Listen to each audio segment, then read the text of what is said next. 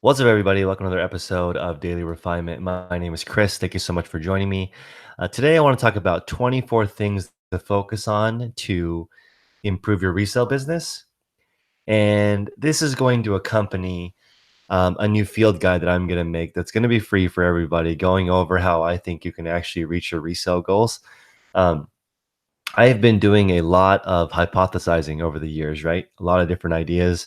But the last couple of years, I've also been executing a lot of these ideas, trying, failing, doing new things. And now I want to share with you guys 24 things that I have focused on. And I'm so busy focusing on these things that other things don't really affect me too much. Um, so I want to share these 24 things with you guys, because I think if you focus on these 24 things, you will reach your singular goal on eBay or Mercari or Poshmark or Amazon. It doesn't really matter what platform you sell on. All of these things are the same. So let's get straight into it. The first thing I think you should do is pick a goal. Your goal might be $1,000 a week. It might be $1,000 a month. It might be, my goal is $7,000 a week.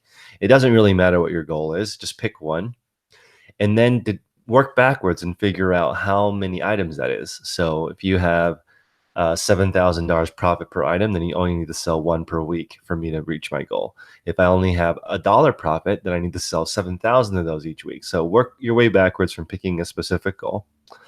And then once you have that goal, there are business departments inside of reselling that you need to focus on. And I'm going to have a guide for you guys that has all of this stuff on it coming out on April 1st. It is going to be free. So you guys can check it out. That video will come out on the 1st, and you will be able to check out all these things laid out for you so that you can work it out in actually a worksheet form. So you can print the worksheet and then just fill it all out. And then once you start focusing on these things, all negativity and issues will all melt away, because I believe the obstacle is what you see when you take your eyes off the goal. Really, I mean, there are so many people overcoming stuff that I can't even imagine. So take that as a hint to just focus on these things. So first one is sourcing. So I'm going to do a really in-depth video of this. I really only think there are 8 different ways to source for the most part. If you guys disagree with me, put it in the chat below. And if you guys are enjoying this talk, please smash that like button. But the 8 different ways of sourcing are just sourcing online.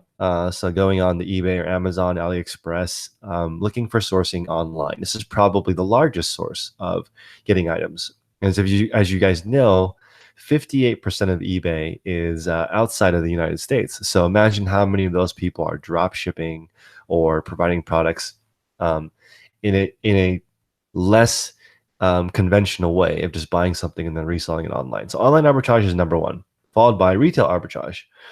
And I think this is just going from store to store, looking for clearance items, flipping them online. Then there's thrifting, which is very common and probably the most popular form that I see online. Garage sales and estate sales is very popular, and you can get some much higher margins generally because you're getting it pre-thrift store. There are wholesalers that you can contact. There are liquidators.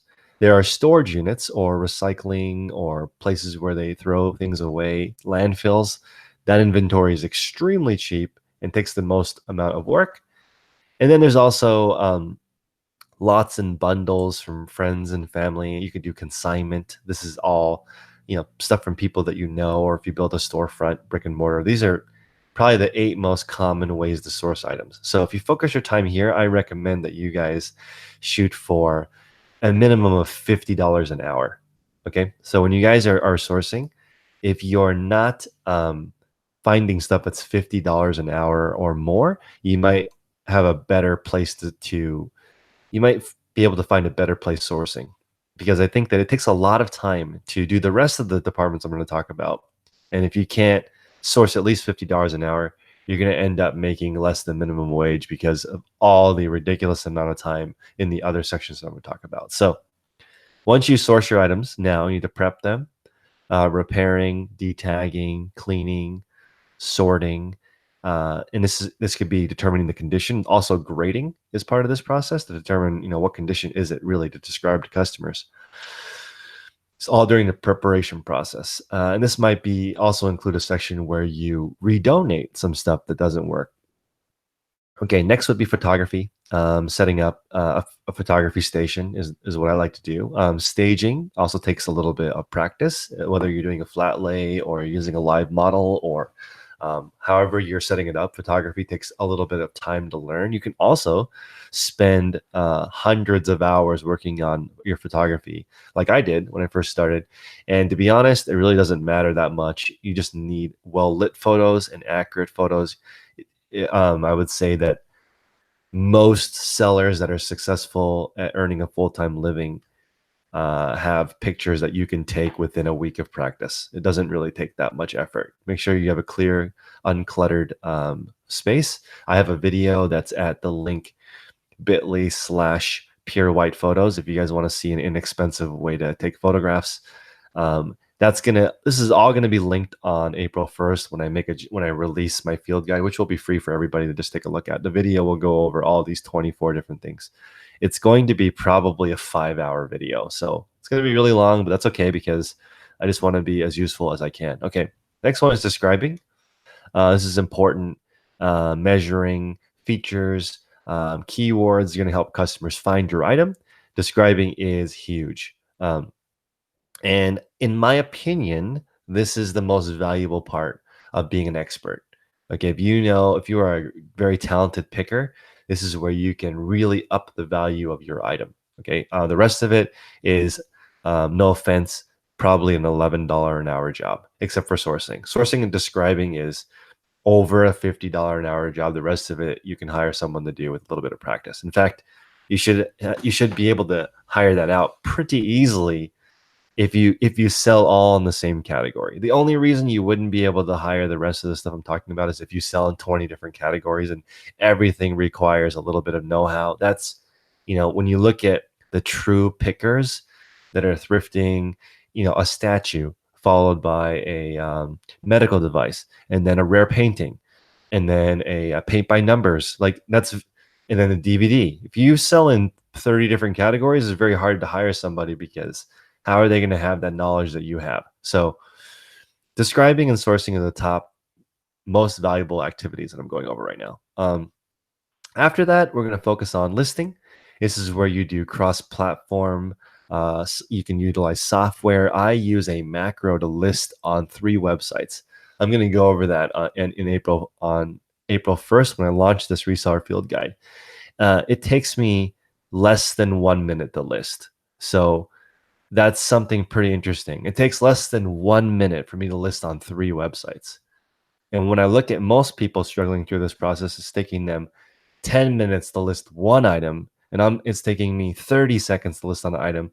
I'm going to have 9 more minutes than you after every single listing. And that's me using software that I just cobbled together versus people who have professional software that are listing pretty much instantly. They're just uploading pictures and description, and it's automatically going to multiple platforms. Pretty incredible. Okay. Next is storing and inventory systems. The faster you can find items, the more it saves you money over time. So getting a good storage and inventory system will be great. In my next video on the 1st, you guys will see an incredible amount of, I'm sorry, not incredible, 4 or 5 different inventory systems that I use so you guys can get an idea.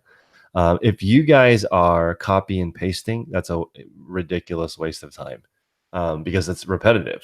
And if you copy and paste the wrong thing, you're going to have errors that multiply. So not to say that people who copy and paste are doing anything wrong. That's how you do it. That's what my macro does for me. Is basically paste a unique value like short title or descriptions or keywords or condition. It's going to re-enter that same item specific across multiple platforms. That's great, but that's very manual, and it's very easy to get extremely tired. If you list 30 or 40 items in a row, I think you're pretty much done for the day. That's a lot of concentration to make sure that you do that correctly. And the idea is to have this job be easier over time and avoid the burnout that I experienced when I joined all these eBay reseller groups. There is a lot of pain that I see in the reseller community. And I think that's one of the reasons why it's so dramatic. People aren't making enough money. The platforms are not easy to use. There's more and more competition, and they're not improving. So if you are in a resale business and you don't get better, you're gonna die because there's so much competition. People are getting better, and you have to continuously get better just to stay the same. I always talk about that, and it's a little bit depressing, but honestly, you need to get better each day, or you're going backwards. Tom is asking what I use for that. I use Keyboard Maestro. So I'll demonstrate on the first when I put up that video. You guys will be able to see what it does. So you could build your own. At this point, I think that because of all I have learned over the past couple of years, I will be fine. Even if there's a lot of competition and a million people try to copy exactly what I'm doing, it's going to be okay because I actually know how hard it is to do this. So if people want to um, try and copy it, good luck because it's going to take a long time. This stuff is not rocket science, but it's certainly not it's certainly very time consuming. I wouldn't even say it's difficult. Like I don't think reselling is easy or hard. It's just it is what it is. So I know it takes a long time to put all these systems together. So once you have it sourced, prepped, photographed, described, listed, and now you put it away, now you have some bookkeeping. When the item sells, you need to reconcile. You need to end the item on multiple sites, which I have. I can end the listings on other platforms automatically. Um, all I have to do is enter in what item sold, and it will automatically pull up the 3 websites that I mainly sell on and end it on all 3 websites. And if it is the website that it's sold on, it will just pop up an error message saying it's already ended on that platform, and then I can continue. So the first part for me when an item sells is removing it from the other platforms. That being said, if you're going to be a large multi-platform seller, you can expect some cancellations because if you're in the one-off category like me, once it's sold, it can't be sold on a different platform. You get a defect basically. So I've had to rotate that defect as it happens to me because even with software that helps me end, if I list a popular item, it'll probably sell on more than one website while I'm sleeping. So during the time when I'm asleep, I have my VAs do their best to end it. But again, it depends on the item, and I'm no longer using best offer. Okay, so when I make the best offer, I mean, removing the best offer means I price competitively from the get-go. And when I do that, of course, it could just pop right away on multiple websites. I've even woken up and it's sold on all 3 websites. So that's going to happen. It's such a small percentage that I'm not losing any particular issues on the website. It's like 1 to 2%, but that's significant. When you're selling a lot, there's a lot of canceled transactions, a lot of unhappy people. But that is what happens when you are trying to do that. If you have replenishables, it's not as bad because if your printer sells on 3 websites and you have 10 printers, you're still okay. So Martin is asking if I created the app that helps me sell multiple platforms. I did from scratch, taught myself how to do it. It's actually not that difficult, and I will have that for sale. If you guys want to just buy the apps that I made, the directions, then you can just copy me and have the same thing. On eBay, Poshmark, and Mercari, you could just download the program and then download the app package and have the same utilization as me. I'm going to have that also available on April 1st for you guys to buy. But more important than that, I am going to include a session where I show you guys how to do it because eBay, Poshmark, and Mercari are constantly changing. So you need to be able to adjust the instructions yourself so that you can adjust it when the platforms change. Yeah, unfortunately, it's just awkward that it's being launched on April 1st, but it's not actually April Fool's joke. But yeah, you can definitely test it and see. You'll be able to watch it on April. That is funny. Maybe I'll release it on the 2nd. You know what? I'm actually gonna do that. I'll release it on April 2nd, just so people don't think it's a joke. That's actually a good point. What do I say to those I cancel orders with? So I have a pre-populated script that says, I apologize. I was looking for the item and it looks like I double sold it. So I can give you a discount on a different item in my store. And yes, it does count towards my defects on eBay. You can also cancel and say it's their fault and risk in the future, eBay saying you have too many buyer canceled transaction defects, right? That is a form of a defect, but it doesn't count towards your defect percentage. But yes, I have a pre-populated blurb. If you don't offer an explanation, you're gonna probably be banned. You have to offer an explanation so the customers aren't trying to.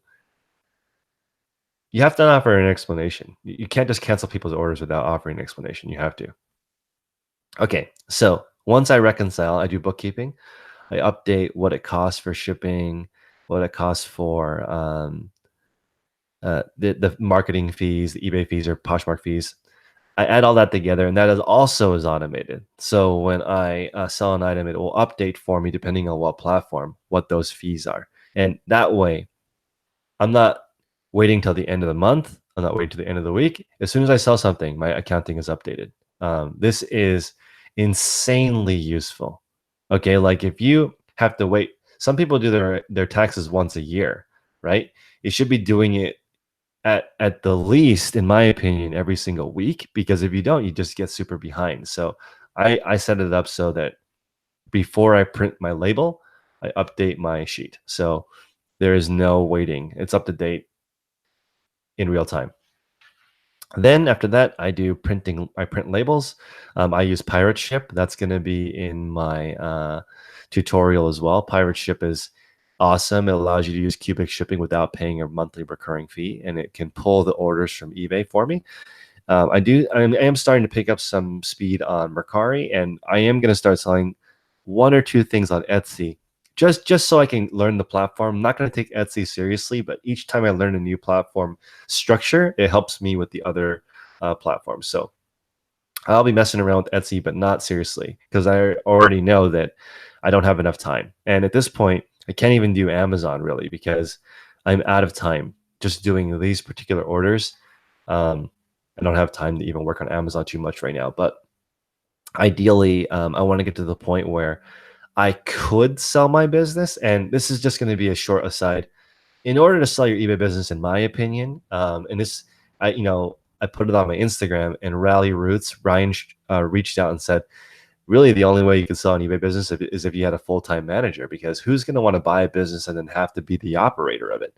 I agree with that. I don't think, why would you buy someone's eBay business and then be the person running the eBay business? You could just open your own eBay business. There's no benefit to jumping in except for shelves and the bins and what I just talked about before. That stuff you can just go on YouTube and learn pretty much for free in, I would say, under a week. Under a week, you could learn how to take basic photos and find stuff to sell. That's relatively easy. Um, so I don't think there's any value minus the employees. Okay, so if you have really powerful employees, great. You have a very valuable business. I think a great employee is probably worth the entire year on salary for them because it's so hard to find them. Joseph is asking, do I track each individual item? I personally do. You do not have to. It doesn't matter. The IRS does not care. I'm not a CPA. They only care about total in and total out and what the net is. You owe taxes on that net. But I keep track individually just for fun. What's up, Paul? Wholesale relationships have really, really, really helped me because now I don't have to go hunting. But another thing that wholesale did was it gave me time. So now I can go hunting for fun. So my photographer, and I've talked about this before, my photographer has $1,000 budget. Okay, so he has $1,000 that I pre-funded him with to go thrifting. So he knows exactly what I'm looking for, $45 ASP, and he gets to keep half of the buy cost.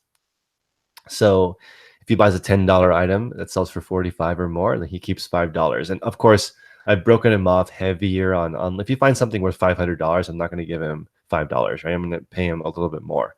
We just sold a camera for $375, and I paid him $150. So that's good for him, good for me, and I think it's worth it. And he's able to wait until it sells before he gets paid. Oh yeah, Paul is asking about the wholesale relationships. Is saying that the wholesale relationships are worth buying. I agree. If you have a supplier list, it's extremely valuable.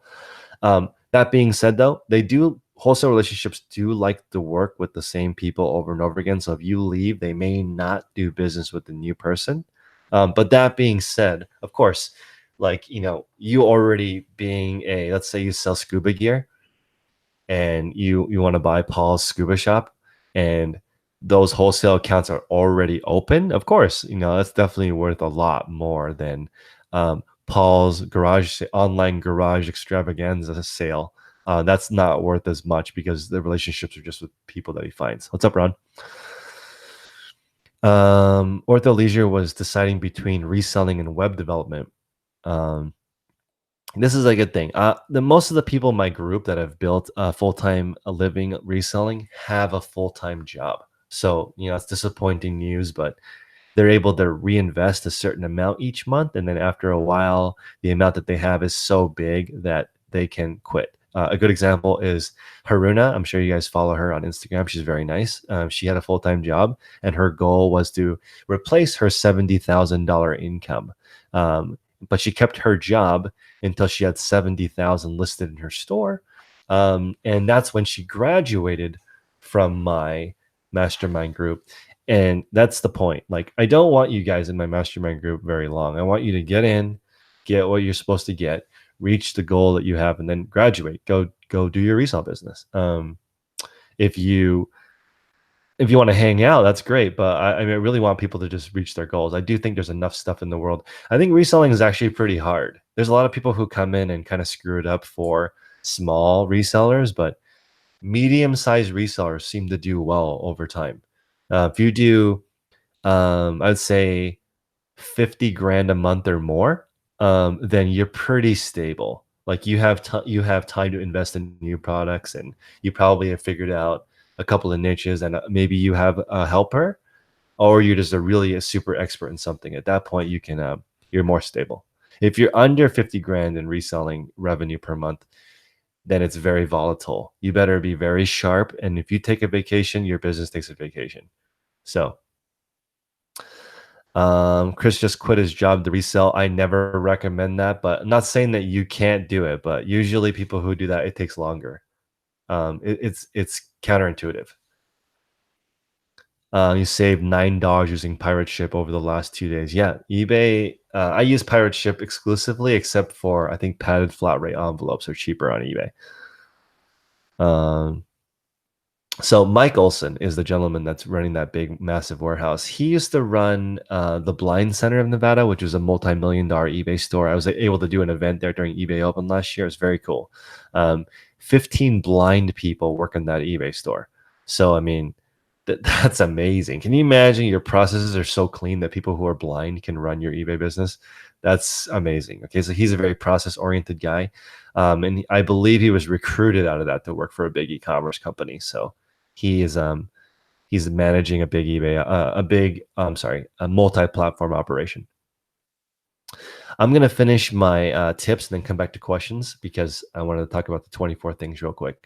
Okay, so once you have reconciled, printed your label, done your bookkeeping, now, in my opinion, you're going to pick the item, pack the item, ship the item, and I'm going to go over how I use a tool called 3D Sellers to cheat. So this is awesome, guys. Hopefully, if you guys are listening, please smash the like button, but this tip is really useful. So if you want to try 3D Sellers, it's free. To try, my code is Daily Refinement if you guys want to get I think a 15% discount if you use my affiliate code. But this is how I'm using it. I'm emailing the customer a thank you note saying, thanks for buying, come check out my store. But that link back into my store is an affiliate link. Okay, so when they come back to the store to check out my inventory, anything they buy within 24 hours, I get an affiliate commission, which is half of the final value fee. Okay, so I actually have two links in there. One to a really popular item on eBay that they might buy.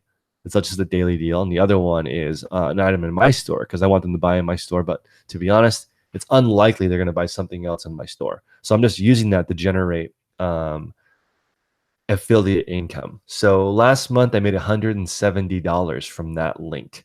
Okay, so it's like incredible because that's free money, right? That means I'm sending the person a link to go back to shop on eBay.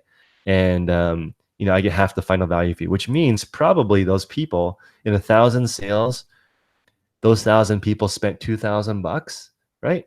Or maybe a little more, maybe $3,000, and then half of that money I kept it, because you get half the final value fee when you're an affiliate. Yeah, Mary Beth, I don't use shipping through eBay at all, and shipping through eBay is horrible. I don't know if you've looked at the shipping experience. It is the worst shipping experience of any site I've ever used. Like, I don't know how it has not evolved. It just had a facelift, but wasn't easier. And okay, here's another thing that's crazy. I'm applying to work at eBay. And the department that I want to work in is shipping. I want I want to be on that team. I'm tired of these eBay groups that get together and bitch and moan and don't do shit. I don't want to be in that eBay community. I want to be at eBay fixing the site. Or what's the point of getting together and then bitching together? That's like, it's a miserable group of people usually. The groups that are complaining together, that sounds horrible. Like, please don't spend your time with a bunch of eBayers complaining. If you're going to spend time with eBayers who are trying to improve, there's plenty of eBay people who want to be successful and are talking about best practices. So I pitched a show to eBay. I was like, what if I come to eBay headquarters and I handle a show for you guys, and we just talk about best practices instead of seller update? Nobody cares about seller update because you guys haven't released anything good like in years. So what's the point of doing shows that make people angry? Why don't you just do some shows where we just say, look, eBay is not going to change ever, so let me give you some tips to work around what we have. That would be a much more well-received show, and I would love to host that for you guys. I use a Dymo 4XL. That'll also be a link in there. Not that you guys have to use that link, but the Dymo 4XL is all right. I recommend Rollo is better. It doesn't jam as much. But I use Dymo products because that's just what I started using, and they're perfectly fine. I do think that if you don't have a good internet connection or a good connection with the USB, that can also affect a Dymo. It's very finicky. It's very high maintenance. Jaja has a lot of repeat buyers, so you would definitely benefit a lot from 3D sellers because of the feedback email. So it emails them saying, hey, please leave a feedback. And by the way, check out my store and I'll give you a deal. You can use that link to also use a coupon code. So they get into your store and they get an additional discount as well. Yeah, Mary Beth. See, here's the thing. This is what problems. What happens? So I'm averaging right around 40 sales a day on eBay. So it can get kind of fuzzy when it's not streamlined. So that's why I use PirateShip, and it is automated. I'll show you guys. After I pick what the container is, so the shipping profile, first class, pad, flower. After I select that, the rest of it's automated. And while it's printing the label, I'm packing the item. So I'll show you guys how that works. Nice. Duncan is making lots of money. You guys should follow him if you have any questions. He's in the chat. Okay, so once you pick, pack, and ship the item, now we're doing customer service and order management. This is after the fact, right? You got to handle returns. Items will come back in. You have to get them back into your store. You have to have a process for getting your items dropped off at the post office. If you go every day, you should go at the same time. There's a lot of different strategies for handling after this item is sold and packed. So you got to spend time there. So just to summarize those things: sourcing, prepping, photography, describing, listing, storing, bookkeeping, pricing, or picking, packing, shipping, customer service, and order management. That's 8 areas that you can focus on your resale business. That's all the grunt work. Okay. So reselling is not passive income. It's active income. And those are the things that you're doing. Okay. You're looking for stuff, you're getting it ready, you're photographing it, you're describing it, you're putting it on for sale for multiple platforms, you're storing, you're bookkeeping, you're picking, and you're doing customer service and order management. One more comment. I used to get in trouble for like being mean to old people, but that's not really my jam. It's just that when I look at the younger crowd on Instagram or on YouTube, when they see that eBay is not working very well, they immediately jump on the multiple platforms. It's not unusual to see like a 16 to 18-year-old kid selling on 3 different websites already. They've already learned, wow, the traffic is now fragmented. The traffic is fragmented. Younger people recognize the traffic is fragmented. So, and that's just because they grew up in that environment. So I'm learning more from people under 20 um, and people over 50 than any of the people in between. It's like the OG marketing people that know how marketing works over the age of 50. They've got it dialed in. They've seen this happen before. Every platform is the same, right? You just advertise it really well and you'll sell it. But the younger people are more savvy with the technology, and the older people who've seen it coming, I learn from both. It's the people that are in the middle that I learn least from because they're in the trenches trying to figure it out. Yes, 3D Sellers does collect their emails. So again, you can use my code Daily Refinement if you want to try it and you get a discount. I should probably put the description in the link, the link in the description below as well. Okay, the reason why I use PirateShip instead of FitShipper is because it's free. I don't think the user interface is worse. In fact, I think it's much easier. PirateShip has it's not the $5. You're right. PirateShip is easier to use, and I'll go over that tutorial on the first. It does automatically input my data from eBay, and you know what? I will go back. I have to talk to Josh because he was very nice to come on my show, and it's nice when you can talk to the CEO directly. So I will shoot out to Josh and talk to him a little bit and see what's going on with shipping. And then also, I have a good friend of mine who's launching Grand Shipper, who's going to compete with these other 2 websites. So there's money to be made in the shipping game if you are one of these consolidators and you can help people print labels. There's a business there, and that will never go away. If you are one of the people that helps people ship stuff, you're going to be fine. And that's a good market to go into. Yeah, so it is 3D Sellers is the name of the program. Yeah, FitShipper is awesome. I'm really glad I was able to help Josh get some users because that's one of the benefits of this channel too. I can present something and then you guys can see it work. Okay. That was the first 8. If you guys like the first 8, please smash the like button. If you haven't subscribed, I talk about reselling stuff online a lot. Okay, let's get into the next 8.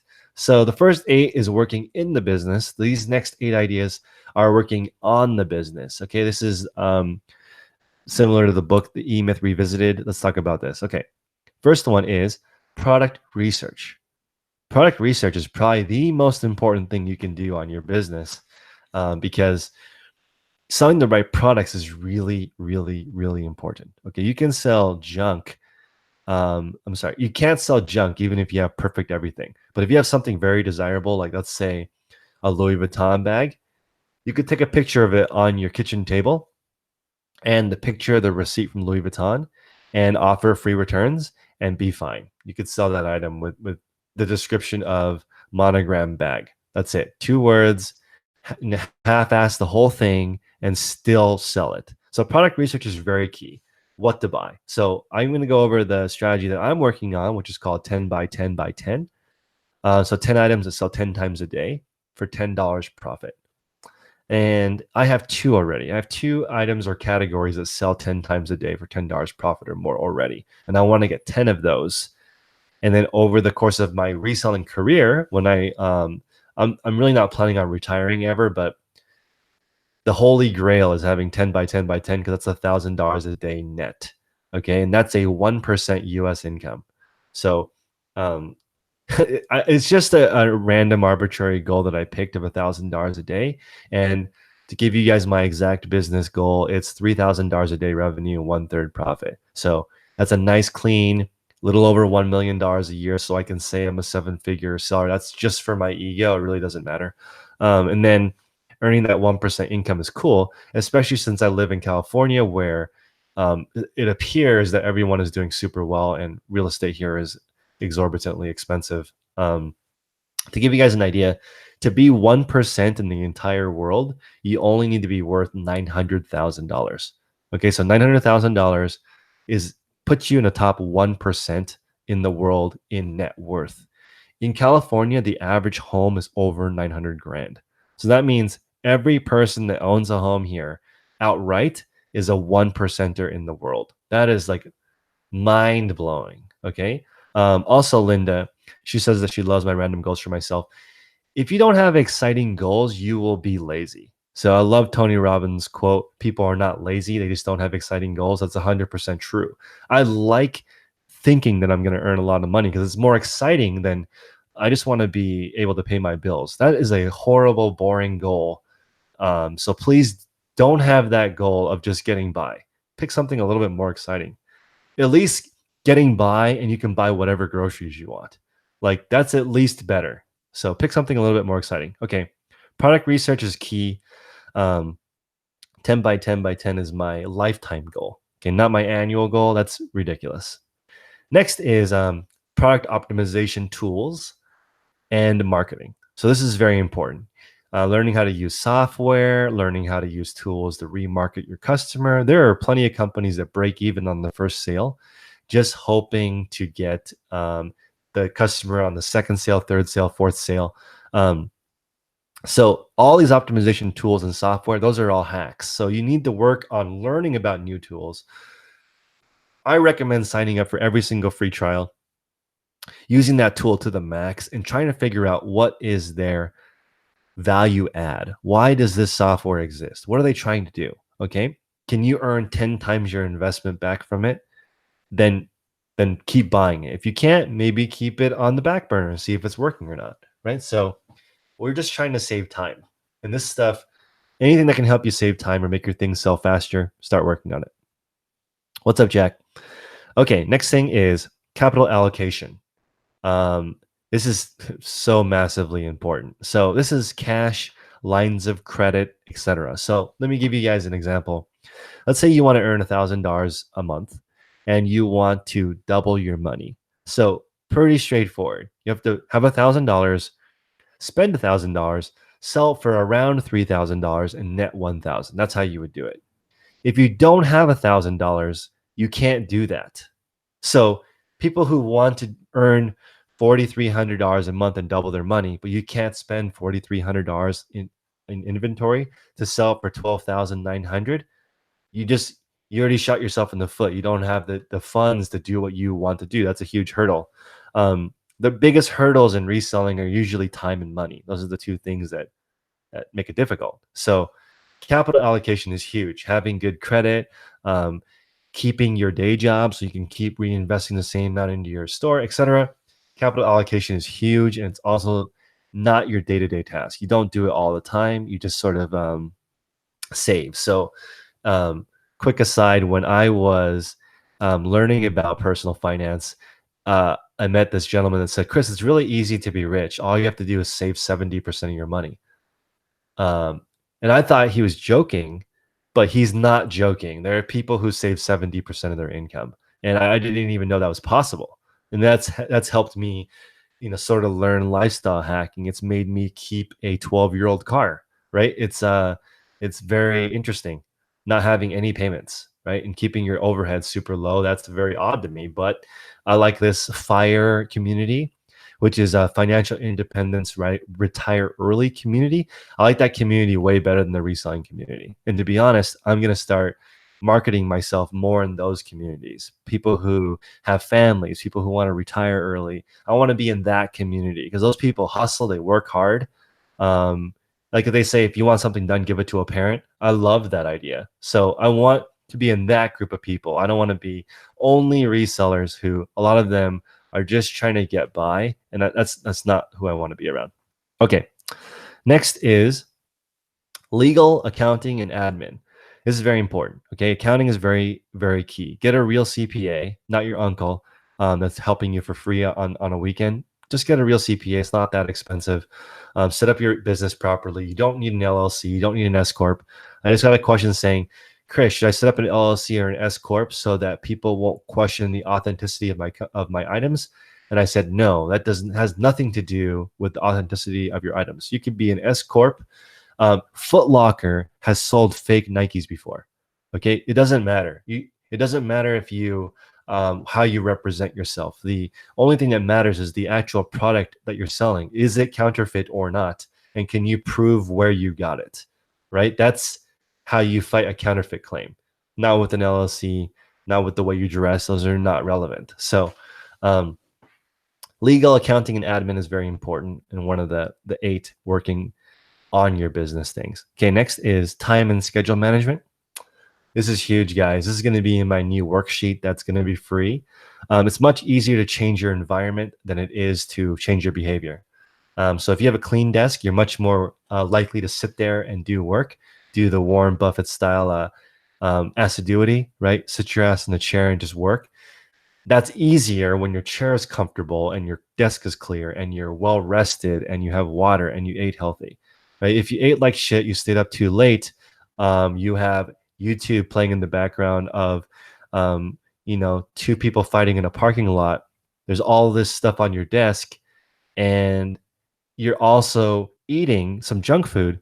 You're not gonna have the energy and the focus to be able to do it. Okay, so time and schedule management is huge.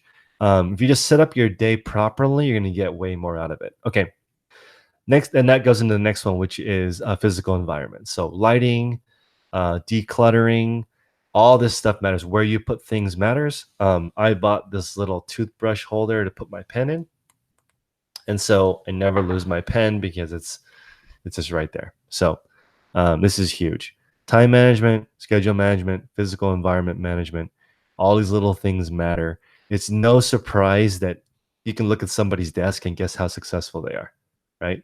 Very important. Okay. Next is energy management.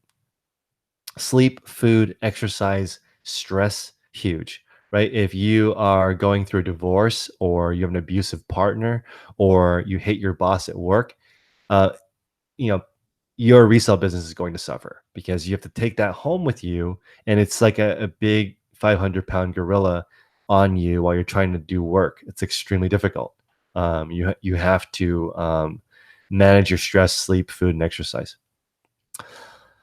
Eric is asking about business license for tax write-offs and acquiring wholesale sellers. Yeah, if you represent yourself as a business, it's much easier to get a wholesale connection. Like if it's, Chris's garage sale, you're dressed in a t-shirt and jeans and you approach a distributor, it's very different than if you are um, onlinegoods.com and you are the buyer for that company and you come dressed in a dress shirt and clean slacks, nice clean shoes, and you're like, hey, who would I speak to place an order? That's very different, right? And as far as write-offs, it doesn't matter. You do not need a business. You can be a sole proprietorship and still get write-offs. I'm not a CPA, but I do know a lot about reselling finances. Yeah, I agree. I agree. You should get one that auto debits you. And also, a good CPA will earn you money because they'll be able to give you strategies and they'll be able to tell you if some of your items suck. So I've never met a CPA that doesn't ask what I sell. And you can tell by their body language when you tell them that you sell baskets, they're going to be like, oh, you're probably not going to make it, right? You're going to be able to tell. But if you're like, hey, I sell sneakers, they're going to think to themselves, wow, that's a massive market. Good luck to you, sir or madam. All right. Once you have your time, your schedule, your physical environment, and your energy management all set up, now you can work on contractors, employees, and payroll. I have 3 contractors full time, and I'm going to keep that structure forever. I love a 3-person operation. It's really nice. It's nice, compact. I know them. I can overpay them to do more jobs, and I plan on keeping it that way. I love contractors. Also, everything I do is per unit. Paying my photographer per unit, paying per unit to put it away, per unit to pick it, per unit to do the customer service. Everything is per unit.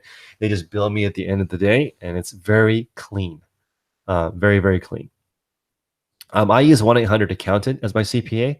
They'll give you a free consultation. There's no reason not to call and find out. They will consult you. They also have experience with YouTubers, and I have Patreon. I probably have 12 sources of income, so it's nice that they know about that. If you make sure your CPA has worked with a reseller before, that really helps. I suggest investing in a CPA day one because it's just worth it. It's worth $200 to talk to a real CPA for a couple of hours and get an idea of what it looks like. Once you get to a certain point, your biggest bill will be tax. Okay, so um, and this is a insane way to hide money. Owning your own business is a great way to save tax. Amazon didn't pay any tax last year, guys. So it's very important to figure out how to avoid paying tax and to hire somebody who that is their job. Okay. All right. Okay. After you have contractors, and you figured out employees if you want to go that route and payroll, then switch to automation. This is huge. The more that you can put on somebody else's plate, the easier it is for you to be successful. Um, this is Duncan in the chat talking about a cleaner and a gardener. My photographer, not Linda. Not only does my photographer know how to describe, ship, because when I went to Europe last year for 2 weeks, he ran my business while I was gone. He did listing, shipping. Okay, his goal was to list 200 items while I was gone. He only listed 20 items when I was gone. And I was very grateful because he was able to do the rest of it, and I didn't get any negative feedback, and he didn't screw up any orders. But it's hard to do everything. And that's where it comes down to the time and energy management. He had plenty of time, but he ran out of energy trying to figure out how to do all this stuff that he hadn't done before. So I didn't manage that properly. But at this point, not only does he do photography list, not only can he do all of that, we also have an agreement for food.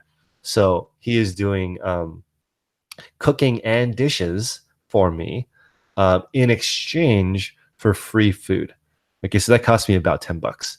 Cost me $10 to feed him for a day, but he does the dishes and he cooks 3 meals for me. This sounds so cheesy, but like I really love these 3 meals, and I can eat them always. One of the meals is spaghetti. I don't know why, and it's like you would think that it would give me grain brain because it has gluten in it, but I don't care. It makes me feel awesome. So spaghetti he makes. He also makes a salad. So we have barbecue chicken. So barbecue chicken salad, spaghetti, and the third one is chicken curry with vegetables. Um, and we're just using straight curry powder. So it's not a Japanese version. It's not an Indian version. It's just, it is just my basic meal. So we have those 3 things. With the spaghetti, we make meatballs out of turkey. So the turkey is made into patties that we use for turkey burgers, or we throw it in the spaghetti sauce for turkey meatball sauce. So those 3 meals are most of what I eat. And then the rest of my budget I spend with my girlfriend eating out, or fiance now, eating out and cooking meals with her. We're trying to get more in the cooking. So yeah, that's that trading of process. So automation is key. That's what this always goes back into the business and environment structure. That's a really good gig for me. Also, we always make 2 days of food at a time. Okay, so that he can focus on earning money. My goal is to help him earn $1,000 a week so that he doesn't have to look for other gigs. And he was, before knowing me, a wedding photographer. And he didn't like wedding photographer. He likes taking pictures of inanimate objects, not people. So that was a great gig. He also now sources for me, Linda. You maybe missed the beginning of the call, but he has $1,000 budget. So he sources for me, right? He found all kinds of crazy stuff recently. He found that $600 pair of Warhawk Air Maxes. He found a pair of vintage Levi's that we sold for $500 that was dead stock. He also sold. He found that boombox that I have for sale at $300 that we paid $5 for. And on that stereo, I cashed him out $100. So, it was nice. He made $95 on that sale. The date for me is September 1st. So, I'm gonna do it. I'm not ashamed. I will put my registry on YouTube. I'm gonna do it. I'm gonna have the best kitchenware ever. So yeah, I'm gonna throw it up there. We paid $750 for a pair of Levi's that was new. And it sold for $500 in 6 minutes. So it was, just the old pair of 501s.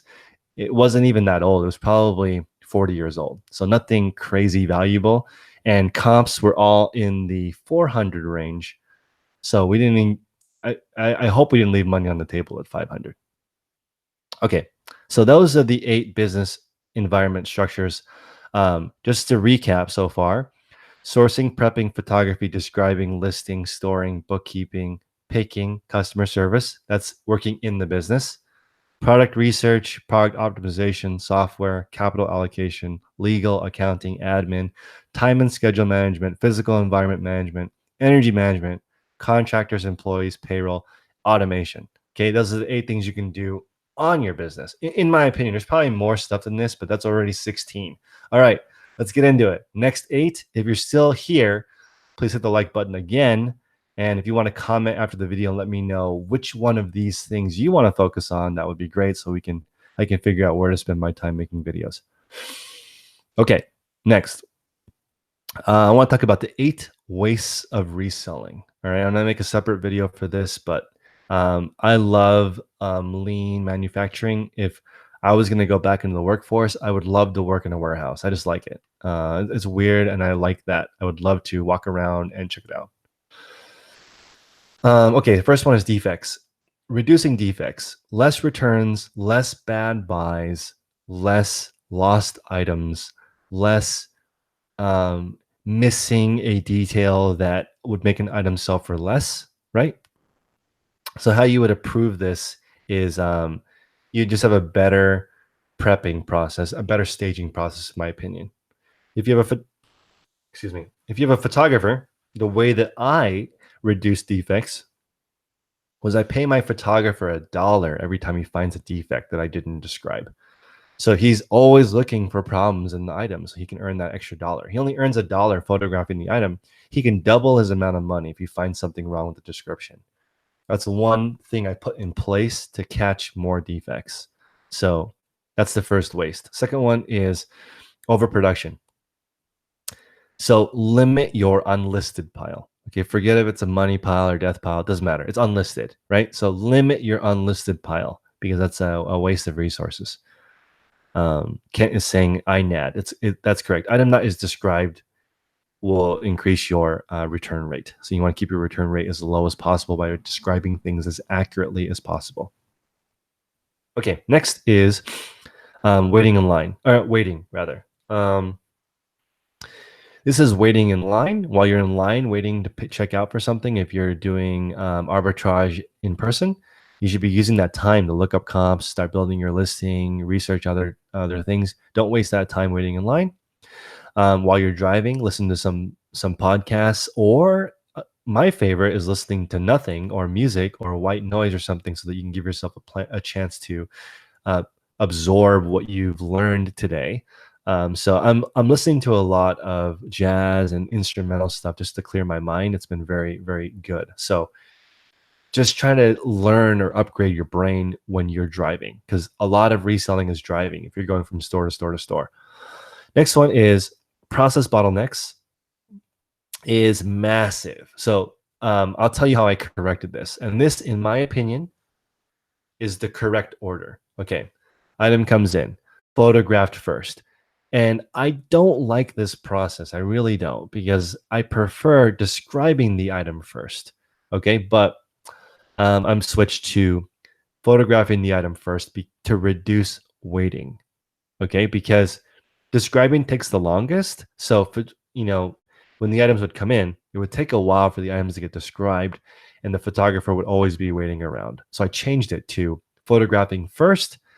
All the items can get photographed. He is trained in describing, so he can also describe if he needs to make more money along the way. But putting photography first eliminated the bottleneck process, the process bottleneck. So my preferred way is describing it first, but that doesn't always happen. Yeah, listening to Baroque music is great, but I think that you should give your brain a chance to reset. Don't just listen to stuff nonstop, podcast after podcast after podcast. I mean, and trust me, I have listened to like 19 straight hours of Joe Rogan. But seriously, like, you need a break for your brain to understand what you're doing. Okay, next is not utilizing talent. Okay, this is so important. So unused employee potential is the biggest waste in the lean process, which you can read about on a different video. So my photographer is now an expert sourcer because he knows exactly what I buy, and I'm always telling him what they sell for. So he's an expert sourcer now, and I think photography is the easiest job in the resale business. So I don't want him to be my photographer. I want him out looking for stuff for my store because that's really hard. Photography is not hard. So I would rather he thrift 5 days a week and just bring in 2-3 grand worth of profit.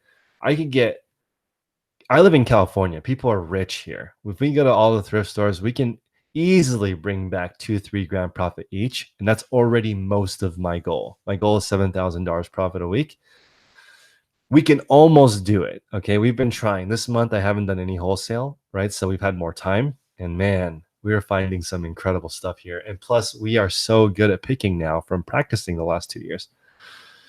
I'm gonna take a quick question before continuing. Tammy's saying, you've worked for 3 months building inventory and doing everything yourself. You have 3,300 items and you need lighting now for pictures. So my tutorial is at bit.ly/pure white photos. I recommend a iPhone 6 Plus or better and Dropbox. That's what I recommend for photos. Dropbox, iPhone 6 Plus is right around 100 to 150 bucks now. Get a pre-owned one.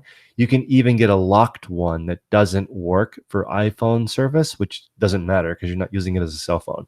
You just need it to work Wi-Fi only. Do not do an iPod Touch. It does not have the same quality camera. Okay, so at least a 12 megapixel camera. I recommend LED lighting because it's cheaper for electricity. And also, I think it's less hard on your eyes.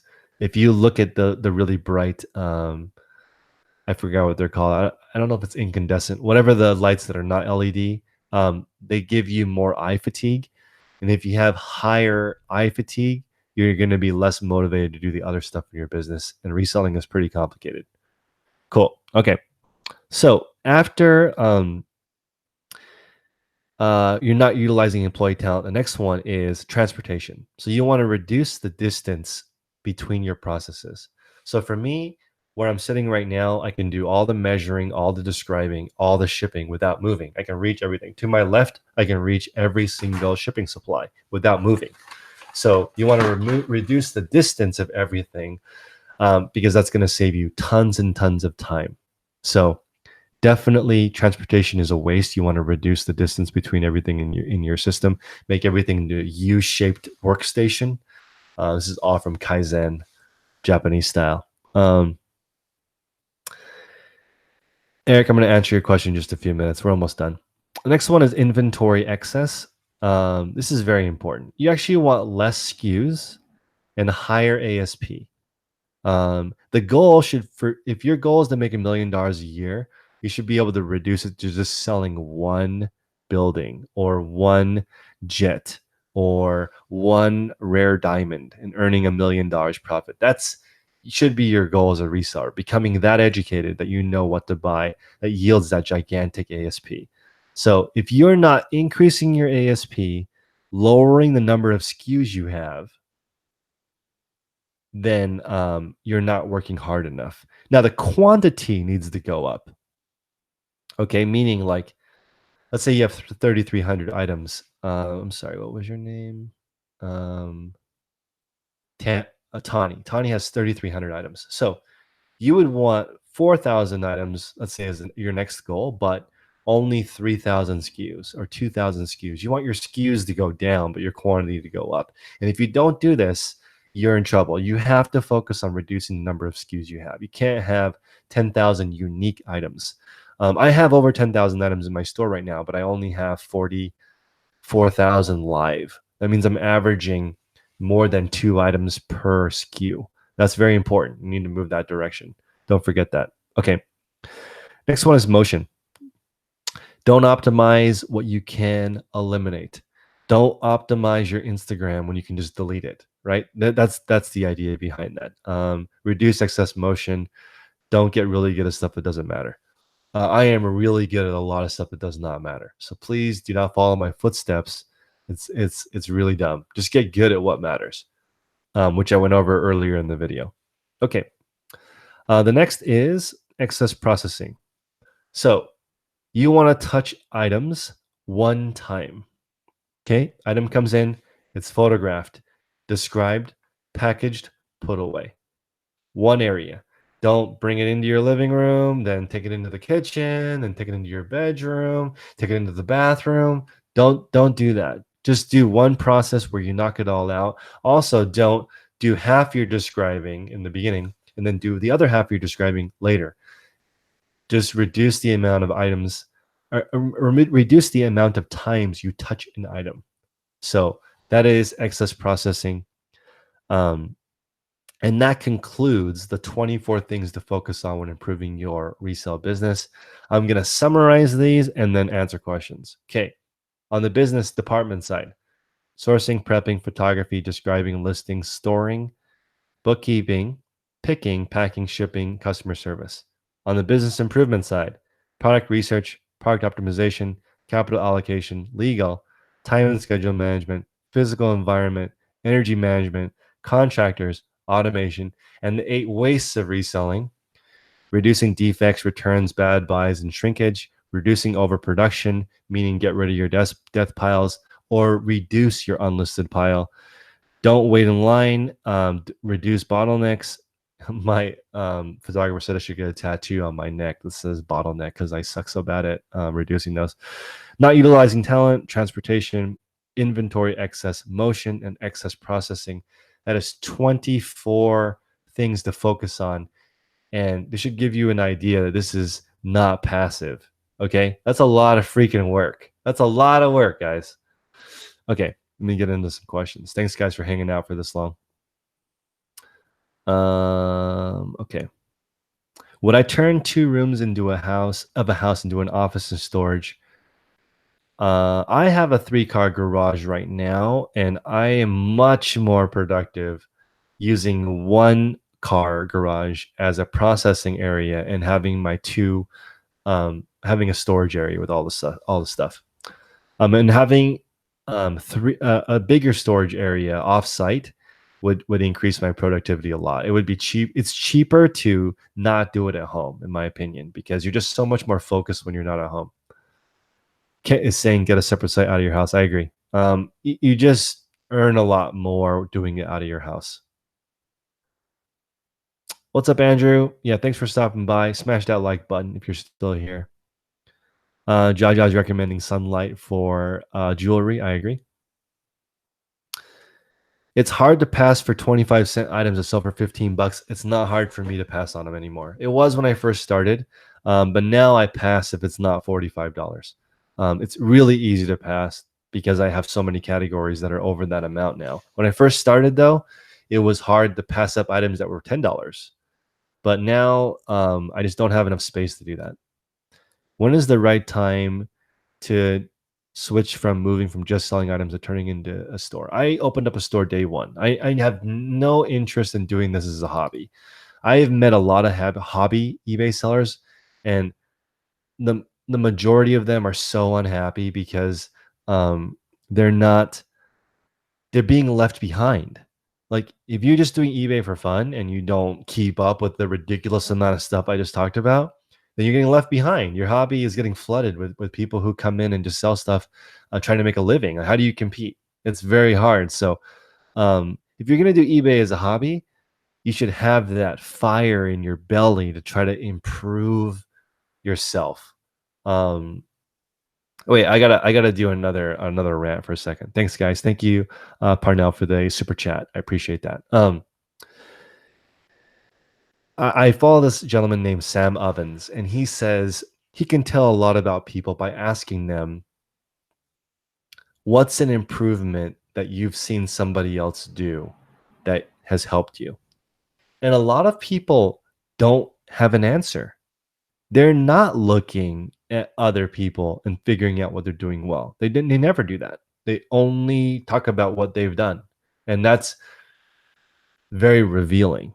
Okay. Like, as an example, I posted a picture of a wheelchair on my Instagram earlier, and somebody posted, "Oh, that must be heavy to ship." Like, that's what you learned from that. The person sold 2,700 wheelchairs. What you learned was that a wheelchair is heavy to ship. That's it.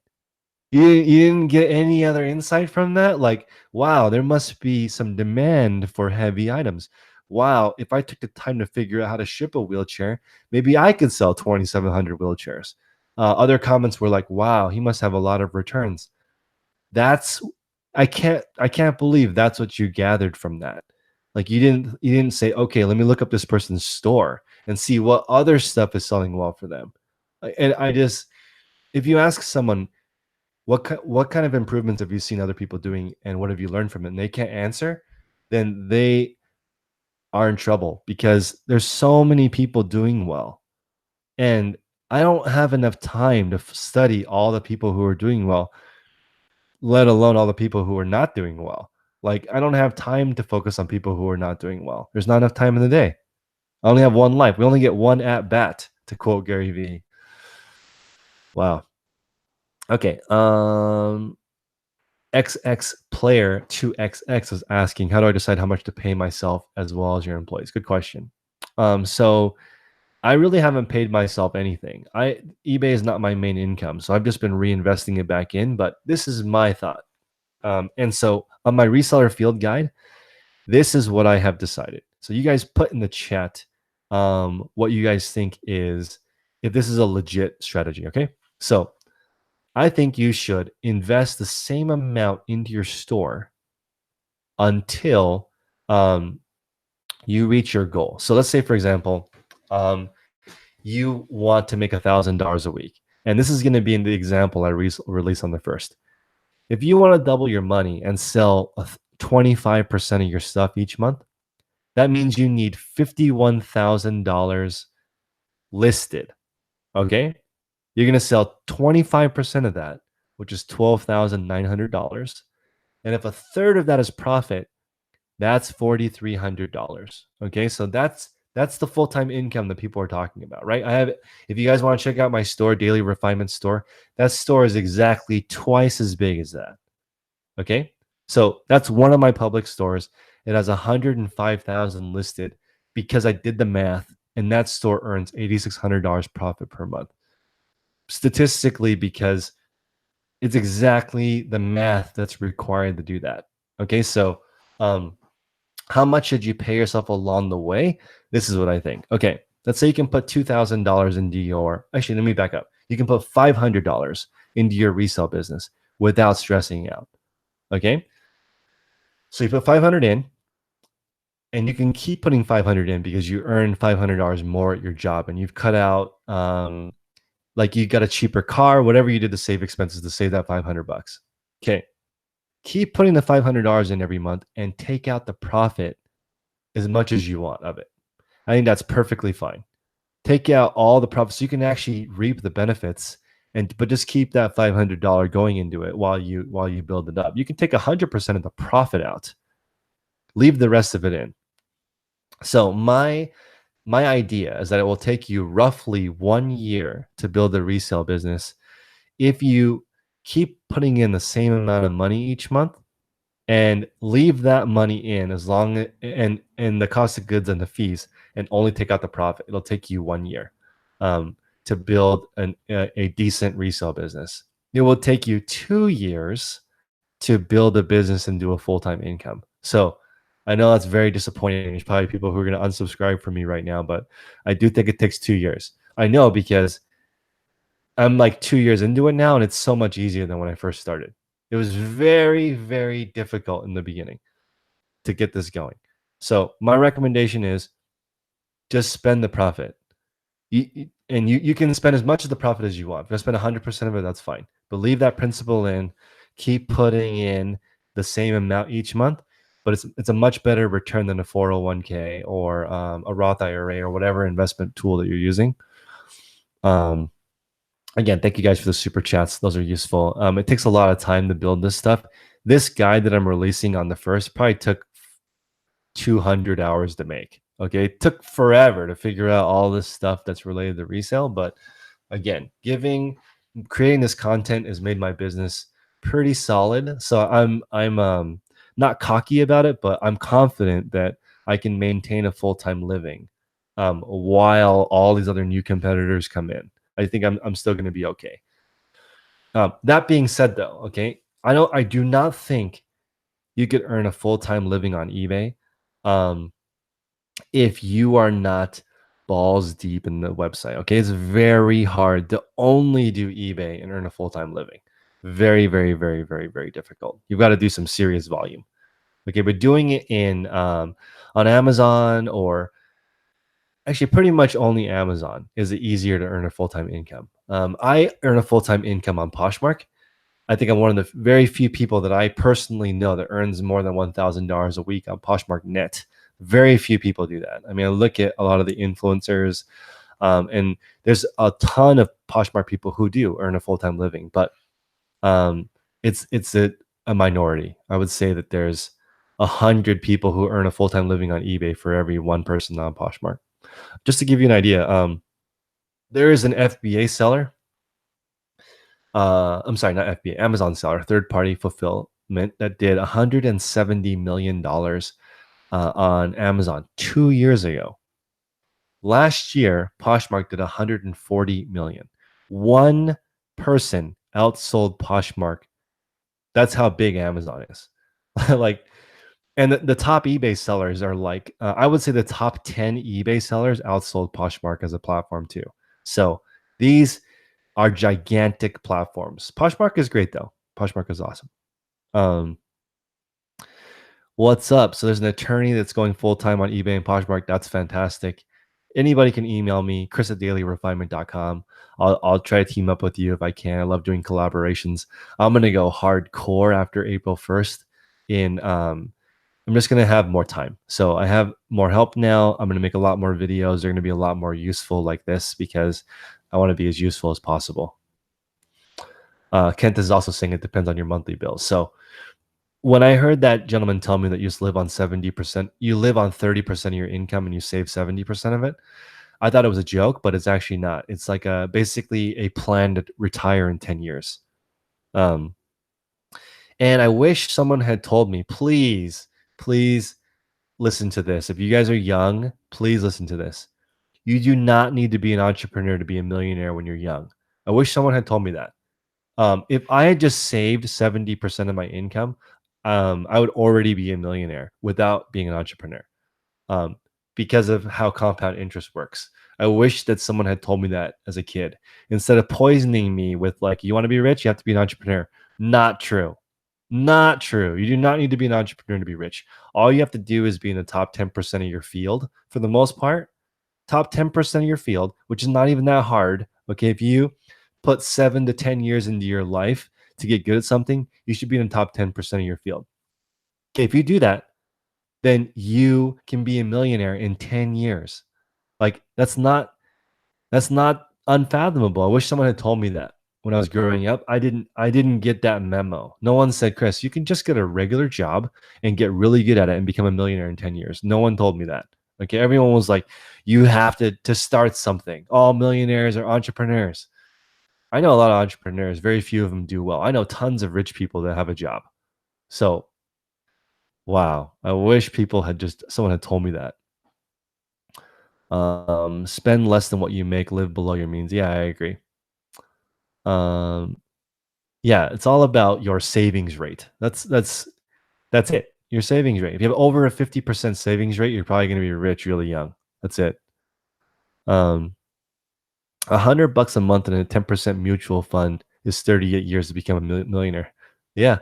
The average millionaire, if you guys read the millionaire next door, is like 51 years old and just lives off 2 grand a month and makes 70 grand a year. So nothing fancy. I'm very confident everyone listening right now can earn $70,000 a year net in less than 5 years reselling if you improve every single week. If you don't improve every single week, you could be one of the people who've been doing reselling for 20 years and have 20 years of the same year of experience. They don't get any better. And they introduce themselves with, I've been reselling longer than you've been alive. That person probably doesn't earn very much money. People who do well don't talk like that.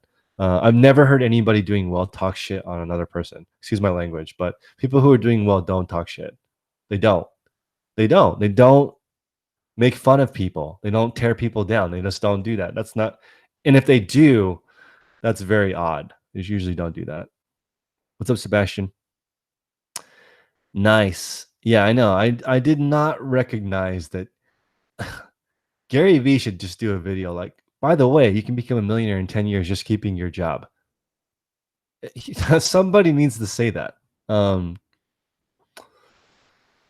just want to not work for them. That's true. But if someone had told me when I was 23, like you'll be a millionaire by 33, all you have to do is get to the top 10% of your field and live on less than 50% of your income, and live in an area that you earn a lot of money, that I would have just done that, and just been an entrepreneur for fun instead of being an entrepreneur to make a living. It's much easier to be an entrepreneur for fun because then you don't have to worry.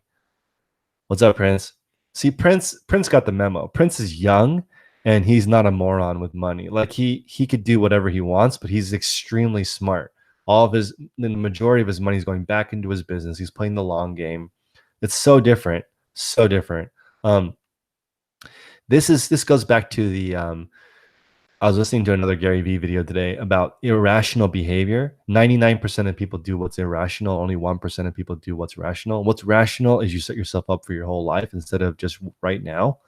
I didn't get that memo. I'm one of the 99% of irrational people until now. I didn't realize that when that guy told me that you save 70% of your income, he was being serious. Yeah, Prince is the man. Yeah, I would get a store day one. If you follow Rinzi now on Instagram, they started with the store day one. I started with the store day one. I don't want to be a hobby seller. I don't want to say, hey, I sell stuff on eBay. You know what people think? Oh, you're unemployed? Yeah, that's horrible. Okay, that's not a good title. You run an e-commerce business? Ooh, that sounds interesting. What do you sell? Right? And then all the stuff I find at garage sales. That's not a business, right? People think you're unemployed. But if you are like, oh, I'm an e-commerce, what do you sell? Well, I buy wholesale. Oh, you buy wholesale. Totally different conversation. No one treats you like you are a virus.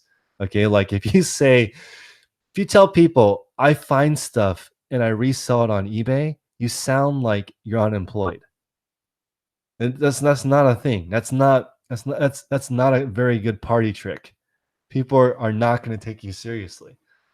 And when they think like, oh, I'm a picker, then they think Storage Wars, right? You just go to Storage Wars and you are that guy in the back that's like, 2000, and then you buy it and it's full of used diapers, right? That's not. Try to represent yourself as a business, and then people will treat you differently. Yes, this is so true, Linda. So I did the math wrong. You're supposed to live to 73, and I'm in my 30s. So I have less than 40 years left. So that's really only, if you think about it years wise, it's only 40 summers, right? It's not very many. So people asked how I stay motivated. I'm right now, I'm pretty motivated because I just don't have that much time left. Unless we're in a simulation, which I really hope we are, and I get to start over once I die, and I get another life. But in the meantime, I'm just going to work as hard as I can because you only get one at bat. It's one of my favorite sayings. What's up, Domino? You use Mercari and Poshmark as well. You're going to love it, Daniel. On the first, I'm going to launch my tool that ends eBay, Mercari, and Poshmark so that you don't double sell. That's going to be cool. Let you guys try it out. Thank you, Joseph, for the super chat of $5. That helps a lot. How much do I think thrift store pickers have to continue to make money? Always. There will always be an ability to make money at the thrift store. Today, I'll give you guys a super hack. I went into the thrift store today because my goal is to go to 25 thrift stores per week, just for fun. It's my new hobby. And I went in. 2 people recognized me, which is horrible. Okay, so I'm like, damn, there's already 2 freaking resellers in here that recognize me. And I don't have time to talk to you, okay? Because I'm on a mission. I'm looking for $50 profit minimum in 5 minutes, right? So I walk in. I've already been spotted. I don't have time to talk, so I'm like, "Hey, how's it going?" Hug, no pictures. Move. Just kidding. No one cares. No one wants a picture with me. So I went straight into the shoe section, and I noticed right away that it had already been gone through because people who are bad resellers don't put stuff back, so they're just like throwing stuff to the side, and it was a mess. So I knew somebody had already gone through it. So I walked straight to the back of the store to the go back rack. And this is the rack where people try stuff and they don't like it. So it gets put in that rack to go back. And I found a pair of Fry boots that I purchased for $11. That's going to sell for 70, like brand new Fry boots. And I knew that when people are messy, that's disrespectful. When you go into a thrift store and you leave it like a huge mess, that manager will never hold stuff for you. Okay, like I don't believe it. The people who thrift for a living, they have help. They have help. What's up, Cody? They're going into the thrift store and the people there already are holding stuff for them. They already know the manager. They smile. They ask for the nice guy discount. They ask for the young lady discount. And they make the person smile and they get stuff. You can't be a dick and thrift for a living. It doesn't work that way unless you painstakingly want to go to 100 stores a week. But just be nice, be professional. When you go there, help them. Help them leave the store nicer than when you arrived, and they're going to hold stuff for you. It's impossible for them not to. There's very few people who do that. Let's see. All right, more questions. Arthur was asking if Prince is going to use his college degree. That's a good question. One thing I really like about Prince is that he committed himself to being a reseller. He's like, I choose reselling as my career. I was like, damn, bro, that is heavy. Choosing reselling as your career. That's that sounds good. Sounds good. People are like, oh, what do you do for a living? I'm a reseller. But you're like, that's my career. I'm not flipping stuff at the you know, I'm not looking through I don't want to be degrading towards resellers. I love resellers. I'm a reseller, but I'm just saying like not your typical unemployed person. So yeah, I love it. I love going to the go back rack because that's where stuff has already been looked at. I always look at the ends of every single aisle because that's where stuff is. That's the wrong category. I find men's jackets in the women's area. I find women's stuff in the men's area on the ends of the rack because they slowly move to the sides as people look through them. Also, in electronics, I always ask because electronics is one of the categories I sell in. I always ask what else is new, and I'm like, hey, is there anything that I would be interested in? I'm looking for vintage electronics. I'm looking for outerwear. I'm looking for shoes. I'd be happy to pay exactly what you guys asked for. Just let me know what you guys have because if you're the guy that's like, can I get a deal every single time? Like, if you're gonna buy something worth $100, pay Goodwill $20. Don't negotiate for $8 and piss off the manager. Doesn't work. It's crazy. Who wants to live past 75? I want to live forever. Let's see here. We can talk about stuff that's not reselling. I already went over 24 ways to improve your business. It's time to talk about cereal. Yeah, exactly. Joseph is saying get to know the workers by name and say hello. That's huge. Parnell is asking, you sell a lot of eBay inventory locally. Does eBay charge you a final value fee for ending the listing early? No. On an auction, they do. On an auction, they charge you a final value fee on what it ends at, but not on buy it now. Domino met an employee. He brought a new tags, rag and bones jeans from the back for me. Exactly. So Domino said hello to an employee, met them, and they brought him a brand new pair of jeans. That's what happens when you're nice. Have good juju. Don't go out there and be rude because it'll come back to you. And when I think back to when I had bad juju, it was because I wasn't doing good on the inside. We're all mirrors, guys. We are all mirrors. When people are doing bad, they're probably not doing well. So have some empathy.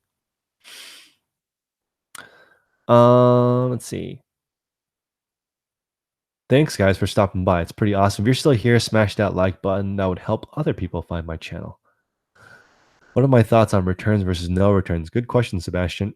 I offer returns because I want to give my customers confidence. I don't mind if people return items, and it's part of the game. I got called out on Instagram. I was like, I offer returns for any reason. And I got a return back that had been worn for 29 days. So a lady returned a pair of shoes that she opened on day 30, so sent it back to me. And I wasn't really that salty, but I just posted a picture of it saying, you lose every single case on eBay no matter what. And a lady put, Chris, I bought an item from you on Mercari and you didn't answer my questions and it wasn't in the condition that you described it as. And I had to return it because you are a bad seller. Please don't brush this off. And I was like, I'm not gonna brush that off. Like I take criticism very well. Like I screwed up. I am the reason most of these returns happen, maybe. Maybe some of them are fraud, maybe some of them are my fault. That's my fault for not being good at communication. It's totally legit. So I'm not like some people would delete that comment. If I could have pinned that comment, I would have pinned it. Like I am not perfect. I'm nowhere near perfect. So like if I'm not doing something well, please just let me know. And trust me, a lot of you do. So I'm not really like, um, I'm not trying to be perfect. I'm okay being a moron. Full disclosure, I'm totally okay being a moron. A moron is good for me. That's a good place for me to be. I don't need to be a guru. I don't need to be a guru. Yeah, Prince is talking about expanding to several marketplaces. Man, that's made me feel so much better, guys. When I added Poshmark, and once eBay became less than 50% of my income, my whole aura has become free. Seriously, I feel so much better now because if eBay goes down, I still have half my income. I can still work on other platforms, and again, make sure to keep up, right? So this lady purchased something from me on Mercari, had a bad experience. I don't want to continue to keep that up. So I got to make sure to increase my customer service skills on Mercari. And definitely it's the one I respond to the slowest. Okay. Because it just it's lower in my priority list. So I need to improve that. What's the difference between an individual and business account on eBay? Nothing. No difference.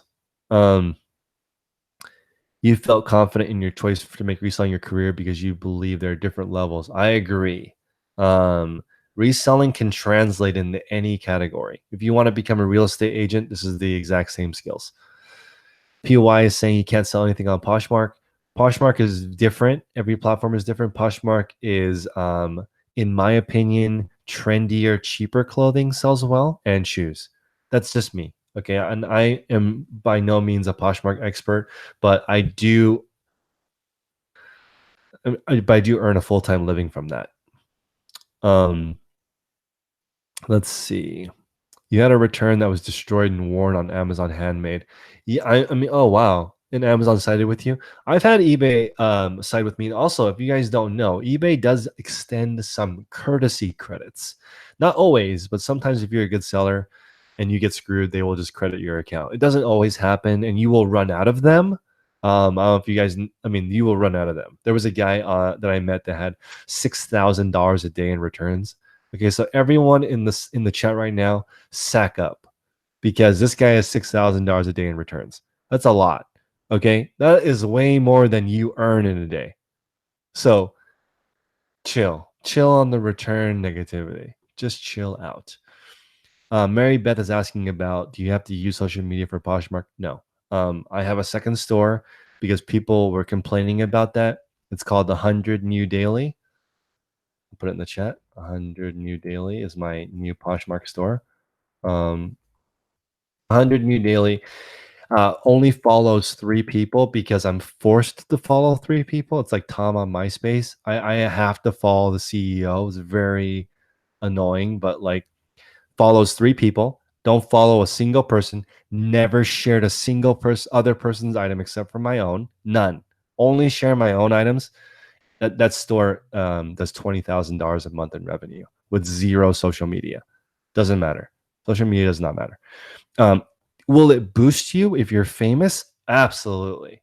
Okay, but is it required to be successful? No. You do not need to be successful. You do not need to do social media to be great at Poshmark. And I did that just despite that because people were like, "Oh, you have to be famous," except for you don't, and I proved it. Um, eBay for Business will help big time. eBay for Business will, but not changing your store to a business account. That doesn't have any influence on your store. Poshmark is ingenious. They are. So you can always ask, what is the platform optimizing for? eBay is optimizing for profitability. I'm sorry. Yeah, eBay is optimizing for profitability. What's up, Mary? They're not optimizing for anything else. And how you can tell is they haven't made any changes. They're just doing what's good for the short term, which is don't take any risks, be as profitable as you can, increase your fees as high as you can for the short term for the people who are on it. Um, Amazon is optimizing for taking over the world. So all they do is make gigantic, bold bets on the future. That's why they're so big, because they're optimized for that. Poshmark is optimized for time on the app. Okay. Why would you have sharing be important? That's so dumb. So dumb. Right. And I was going to release a video saying Poshmark is like, they just released saying something like 4 million women sell on Poshmark. And I was going to say, you are wasting 4 million women's time. You are the largest disempowering thing for women ever. You're wasting 4 million women's time by forcing them to share items. That's a colossal waste of time. Please eliminate sharing from mattering at all. Why would you want that? Right? But I'm not going to release that statement because it's who am I? I'm not a psychologist or anything. That's just my opinion. But I just think that sharing is a global waste of time. Why is everyone doing that? Right? It's such a waste of time. So I think Poshmark is like Farmville. So like you every day you go and you plant new crops and then you water them every day. If you don't water them, they don't sell. Okay, it's like Farmville. It feels like Farmville to me. I really liked that game, so maybe it makes sense to me. You go there, you list the item, and you water it every day. On eBay, you don't have to water it as often. You only need to water it once a week instead of 3 times a day. But a lot of people do make a mistake on eBay and they never water their plants ever. You never adjust your listings ever. You just set it and forget it. That's horrible. Please don't do. Sorry, I went into the red on my microphone. I just got excited there. Please water your plants. Okay, it needs water. Edit them. Adjust the pricing. Make the pictures look better. Make the description more poppy, more relevant. Make the pricing more relevant. Do some watering. Okay. It's exactly like Farmville. Trust me. Okay, because I don't. Okay, I consider myself an expert level 10 ninja on Poshmark. Because how many people do you know that do $20,000 a month revenue on Poshmark? Verifiably, not that many. I'm a black belt in Poshmark. And it's just like Farmville, just like Farmville. Um, okay, maybe Poshmark isn't for us career sellers. No, I disagree. You can make a full-time living on Poshmark. You can, especially if you are popular, because what you need to do is focus on getting a good inventory and then talking about it. Because here is something very important. Please write this down. Okay, if you guys are trying to make Poshmark into your career, you can get some really great prices by being an influencer. This does help. Okay, so if you look at the solds on, let's use an example that we talked about in my mastermind call this morning. A gentleman in my group was asking, a shameless plug for my mastermind group. If you guys want to join my group of 111 people that talk about this every morning, Monday through Friday, it's at patreon.com/daily refinement. But a gentleman asked me, why are some Hudson jeans selling for $70 pre-owned? How is that possible? They're only $100 new. And if you go to Marshall's or a discount store, they're cheaper than $70 new. Why are they selling for $70 pre-owned? What gives? I'll tell you what gives. If you click on that person's profile and you look at their Instagram, they are usually famous. Like that helps. If you are a blogger and you say, "Hey, buy my used janky pants that I wore to this event," it can sell for more than retail. Okay, so you don't actually know the background of the person who's selling the item. That's why I don't use Poshmark for comps, because it's not that accurate, because you don't know who the person was that was marketing it. If you're very good at marketing, you can sell ice to a snowman, right? Because you are good. So if you are bad, there's also Hudson jeans on Poshmark that sell for $5. After the Poshmark fee of $305, you net $1.95, right? For sure. Right now, you can go on the Poshmark. There are Hudson jeans that are exactly the same that range between $5 and $70. It's incredible. What's up, Ella? Um, Anybody need Under Armour golf pants? Come on, bro. This isn't a marketplace. This is a YouTube chat box. Bella is saying Poshmark is the strongest platform in the moment. No problem. I could earn a full-time six-figure income on Poshmark. No problem. I know exactly how to do it. Have to have a diverse closet, focus on bundles, focus on creating a brand, have a huge inventory of stuff people want, and you can do it. Let's see. Poshmark is a social media site. I disagree. It's not a social media site. It's an e-commerce platform. Social media is not required to make money on it. I don't think it's a social media site. I think it's a is it? Is it a social media site? Because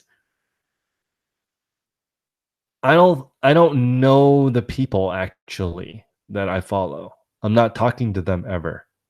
I'm not actually social with them. And plus, that would be inappropriate to be friends with 23,000 people. How do you even do that? The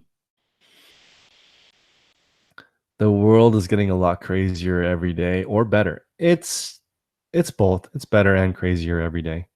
It's a hybrid. Oh, okay, that's true. Maybe it is a little bit of a hybrid. I just don't find it that social. I just use it to earn money. And okay, that being said, I still think I'm unofficially an important part of the Poshmark community. I'm not in like an important part of it, but I'm part of it. I'm part of the Poshmark community. I'm friends with a lot of Poshmark people. Um, I consider a few Poshmark influencers great friends of mine. I don't want to throw them under the bus by mentioning them because they don't want to be associated with me on the Poshmark community. But I actually know a lot of people who are influencers for Poshmark, and they are great. So they are great. Yeah, I personally don't follow anyone. It's kind of funny. What does Mercari optimize for? Hey, that's a great question. I think Mercari is optimized for traffic. If you look at the traffic that Mercari produces, it's just mind blowing. How are they showing up first on every single search term on Google? I don't know how they're doing that, but they have a very childish site. Like I think Oshkosh Bigosh, when I look at the Mercari website, it's like playful. I don't know how else to describe it. How would you guys describe the the Mercari experience?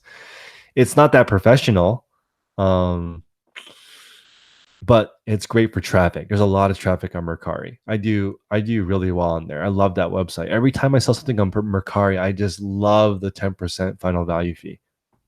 Awesome. Should you be cross posting on Posh, eBay, and Mercari? I do, but you don't have to. Can I give you guys a mini guide on Poshmark? I will. It will be on April 1st.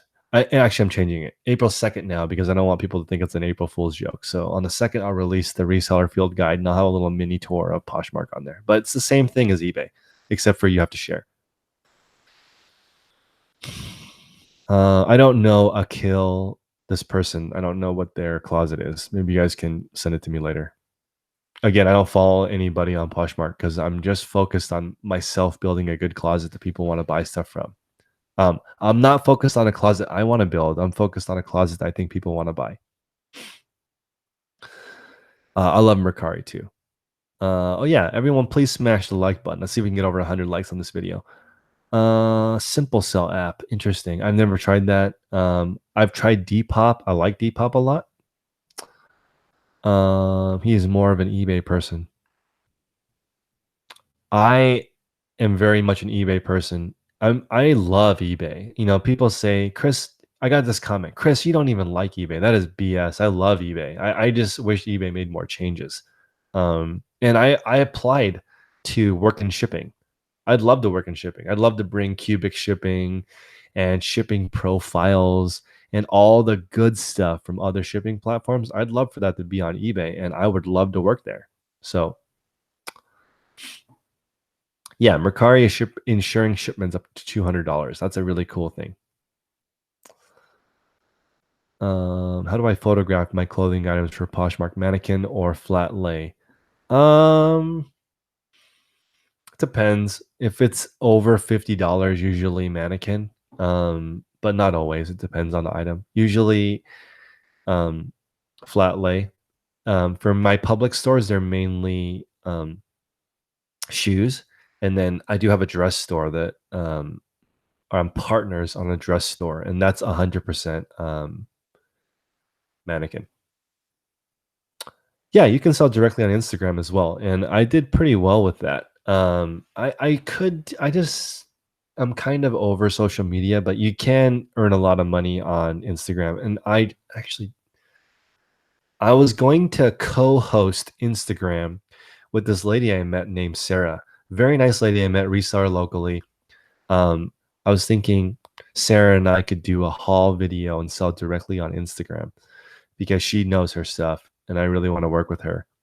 So see if it's good. Quickest way to refresh eBay postings once a week. I do 4% a day. So you can do once a week, all of them, or once a week, a quarter of them. The quickest way is bulk edit. Amazon has too many fees. Amazon also has the most traffic. So the people who have the most traffic charge the most, always.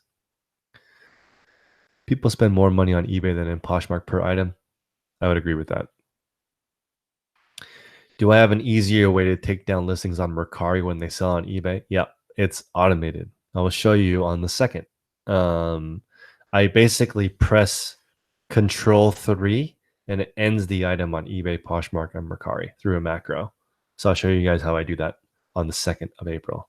Stay tuned and smash that like button. Thanks, guys. Over 100 likes. I'm very pleased. You've been debating on eBay, sticking to Mercari and Posh. Yeah, it's true. I mean, there's so much negativity around eBay. They've done a horrible PR job. But I wish eBay didn't have a bad reputation. It's the second biggest site. Yeah, we signed up for two half marathons, but not empty nest. Is that you, Lori? No, we haven't signed up yet, but we are gonna do two. We're gonna do the Berkeley half and the SF half. Fitness is important for resellers. That's not true, Laurie. I don't think fitness necessarily is important. I think it's important, but I know a lot of fat rich people, so I don't know. Like they don't need to eat healthy. They don't need to exercise. They don't need to sleep well. They don't need to take care of their families. They still seem to do fine. So um, it's not important for financial success. It's only important for whole life success. Linda, am I going to eBay Open? Yeah, I bought my ticket day one, and I'm going to be staying there. So if you guys want to hang out at eBay Open, come say hi. Liquidation King, you never argue about a return. Exactly. I just take the L and move on. Sometimes I troll them on my Instagram, but that's not very professional. I should conduct myself with a higher standard. But sometimes I do it for fun. What's up, Mary? Mary's saying, give eBay a shot. Yeah, I agree. You can reach out to Mary on Instagram, or you can reach out to me, and I'll still be nice. One thing that didn't happen to me when I was starting is other resellers were very rude. I put like On Amazon, I put, hey, will someone show me how to list an item? I think somebody said, you might as well just kill yourself now because you'll never make it on Amazon if you're asking such a stupid question. That happened in a Facebook group. I asked, like, can someone show me? And they said, you might as well kill yourself. That happened. Okay. So I was like, wow, it's like that, huh? And so that was the reaction I got.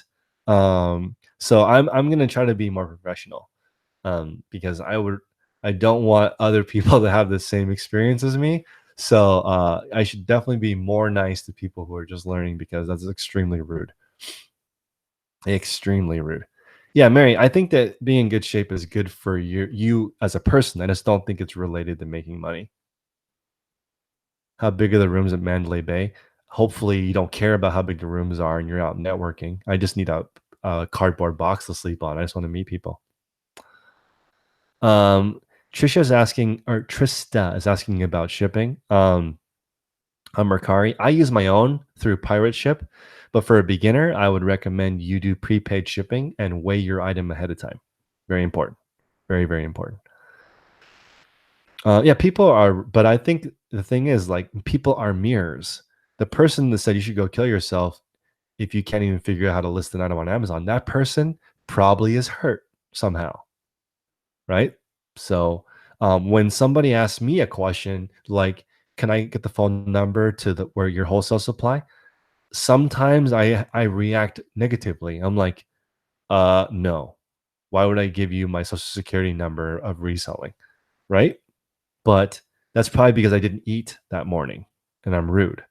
Um, is there certain criteria to suggest before someone decides to uh, make the switch to full-time reselling? Yeah.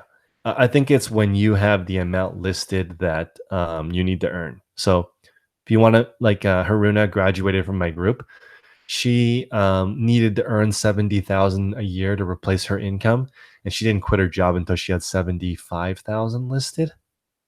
And she replaced her income. It took her about 9 months. I'm not really worried about the scammers, buyers, and sellers. I'm just worried about the buyers. I'm worried about how many buyers do they have. There's going to be scammers on every platform. I like the rooms at Mandalay Bay. I agree. It's a nice hotel, except for that's where the shooting was. Um, yeah, Trista. Also for shipping, I recommend taking advantage of items that are 3 to 10 pounds. That's a really good market on Mercari. Um, They used to have a really nice 650 rate for FedEx, but now it's 980. So just unfortunately, please sell a few of every kind of item and don't worry, excuse me, don't worry if you lose money in the beginning because you need to learn shipping. That's a really, really important part. Ella, yeah, I'm actually going to do an Australian show on the weekend with all Aussie resellers. For some reason, my second biggest audience is in Australia, so I need to give them more love. Talk about Gumtree or whatever your guys' Craigslist is called, and different strategies because it's very different. Australia Post is different. There's different different things that go on in Australia. I know, right? I'm trying to teach people how to fish here. PirateShip is a shipping tool. Tell us all the title words. Yeah, that's a good idea. Be as descriptive in your title as you can with the shortest title you can. That sounds counterintuitive, but short, crispy, relevant titles. I am gonna go to Australia possibly for my honeymoon. So just the thought we might stop by there. Um, yeah, there's a lot of stuff to focus on. So I'm just gonna repeat that for the people who are just getting in now. I recommend 24 things to focus on. Um, Sourcing, prepping, photography, describing, listing, storing, bookkeeping, reconciling, picking, packing, shipping, customer service, and order management. That's more like 13, but then product research, product optimization, software, capital allocation, legal, accounting, admin, time and schedule management, physical environment, energy management, contractors, automation, reducing defects, reducing your unlisted piles, reducing waiting, making sure you utilize your full talent and what you're good at and what you know, Reducing transportation is the distance between two items. Reducing excess inventory, reduce the number of SKUs you have, increase the quantity per item for replenishables, and increase your ASP and increase your total amount of stuff listed. Reduce motion and process stuff by handling it only one time. That's 24 things related to reselling that should help you grow your business. Thanks, Trista, for the $2 super chat. That's much, much appreciated. What's up, Mellow Scuff Soul? Fantastic username. Can I touch on cross-training people to complete various tasks? Sure. First, if you don't know what you're doing, which most of us don't, including me, hire someone to observe you. Okay, pay somebody or a friend or your neighbor lunch to watch what you do for an hour and write down how much you suck at it. And then you can take that piece of paper and start building out the process for what you think it should look like. It's better to use someone that you can tell you straight up what they see you doing. I'm a big proponent of trying to be as transparent as possible because it'll help you. So have somebody observe you, then start writing down on a notebook. That's what's on this board behind me is what's on this board behind me is my exact eBay process. So that's what that is. What advice would I give my future kids about reselling versus college? I would like them to go to college, and I would like to be in a position to pay for it because I'd like them to learn people skills and networking and time management, schedule management. I'd like to have them learn social skills. Reselling is just a skill. Owning a resale business is very different. But they're going to have sales skills for sure. And all kids have sales skills already. You just need to hone that. When the baby cries, that's salesman skills being born. So just, I would like them to learn how to sell stuff because I think it's good for you. When offering best offer, do you think it matters what the buy it now price is? Yeah, you need to pad your pricing if you offer best offer. I currently don't offer it anymore. That's one of the reasons why I get negative feedback because I don't entertain any offers for the most part. Like seller was unresponsive to offers, poor communication, because I price it low. So they're definitely going to be unhappy if they can't get it for the price they want. And then they ask me 4 times if they can buy it for 35 and I have it at 39 and they just buy it for 39. I'm going to get a poor rating for communication. Let's see. What would you avoid saying to a potential wholesaler? I would avoid saying, I would avoid saying me instead of what do you need help with and that I can help you with? What kind of stuff do you have trouble moving? Do you have any problems? Where does this stuff go if you can't sell it? What's the best way to work with you? How do you work with other resellers? What are ideal order sizes instead of what's the minimum order size? Yeah, it's crazy. But me is what most people say when they talk to a wholesaler and they don't care. They will never call you back. No. I don't think I would have my kids work in the business unless they get paid. Like I'm not okay with that. I think they need to learn that. Do I have a mentoring program? Kind of. So I'm gonna release a guide in a couple of weeks that has everything to do with reselling for free. So you'll have the guide, and then you just follow the guide. Now I have a mastermind group which I've had for 2 years now, where you just report on your progress. That's it. So I think you need a plan and then someone to hold your hand. And the person that wrote all the guides on habit development is Marshall Goldsmith. All of his content is free and he's super rich. I would like to be like that guy. Be really rich and give away all your stuff for free. That's a very hard place to get to. I'm not there yet. That's why I still charge. But I don't think you need mentoring for reselling. You just need to improve every day. That's why I changed the name of my channel to Daily Refinement. I used to be 10K on the Bay because I was eBay oriented, but then I realized that eBay is not good enough for a reselling career. You need multi-platform. New sellers should focus on good customer service. Agreed. So Duncan was talking about not buying from people because they have bad negative feedback or high negative feedback. I think that's true most of the time, but most of the biggest sellers in the world have hundreds, if not thousands, of negative feedback because of the volume they sell at. So it's not going to hurt you to get a couple negative feedback to a point where you can't do business. You will lose sales if you have negative feedback, but it's not critical. Tasmanian Damien asks, "What about shipping?" What about shipping? I need a more specific question. Um, Mary Beth sends personalized thank you cards. I really need to do that, but I don't. Um, I really need to do that. Hustle and Grind Canada, what's going on?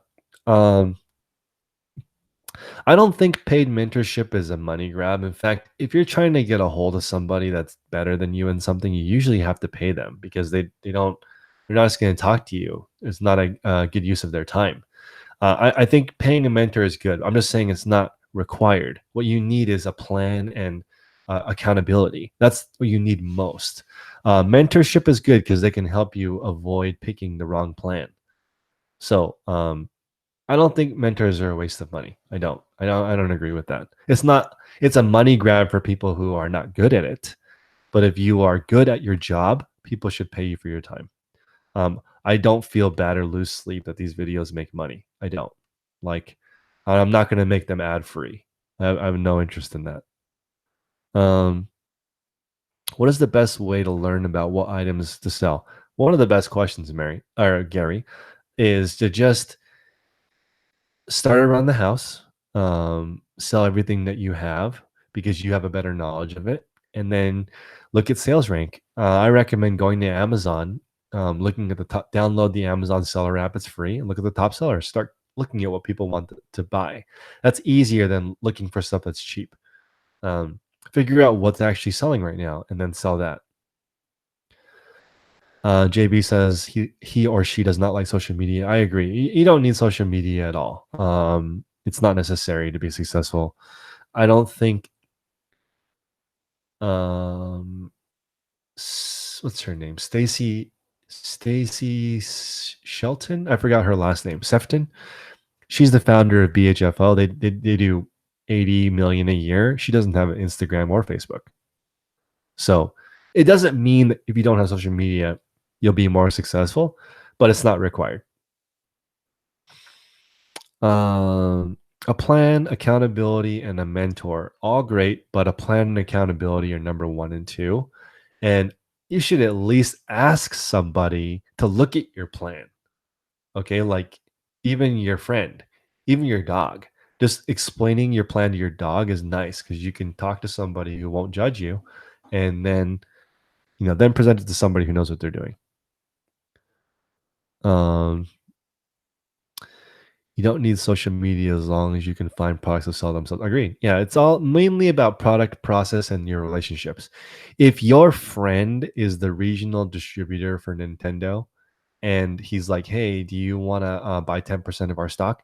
Then you don't need to learn photography at all. All you have to do is scan the barcode, use the stock picture, and you're done. You don't need to learn photography. You don't need to learn how to describe anything. All the item specifics are populated for you. You don't need to learn pricing. eBay will tell you what to sell for. It's like I mean, if you have people and product, you don't need a very good process. Um, but usually you don't know a guy that's that close to the manufacturer, so it takes some time. You got to get to the store going. Yes, that's cool. Is it possible to get top rated seller without having a store and just a free account? No. That's a good question. You stumped me. I think maybe you can have a top rated seller stat. Why would you not want to have a store? Um, get a store. represent yourself as a store. You are an eBay store owner. You are not an unemployed person who sells stuff they find on the gutter. Don't be that guy. Nothing wrong with that guy or girl. I don't know why I think guy when I think homeless. I guess I'm um, sexist when it comes to homeless people. I always think that they're men. Um, should probably not have that mentality. But yeah, try to just represent yourself as a business and a store. Um, let's see. New seller should be aware selling high price items makes you a good target for scammers. That's true. You have a Halo Gaming banner that's 56 inches tall. You don't know how to price it. I would try to price it based on similar, start high, and I would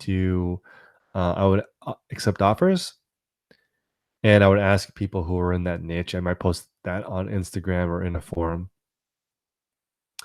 Nice, Mary Beth got top rated today. Excellent. A lot of my items don't have tracking. Not an excuse, but I am not top rated in my two public stores, just below it.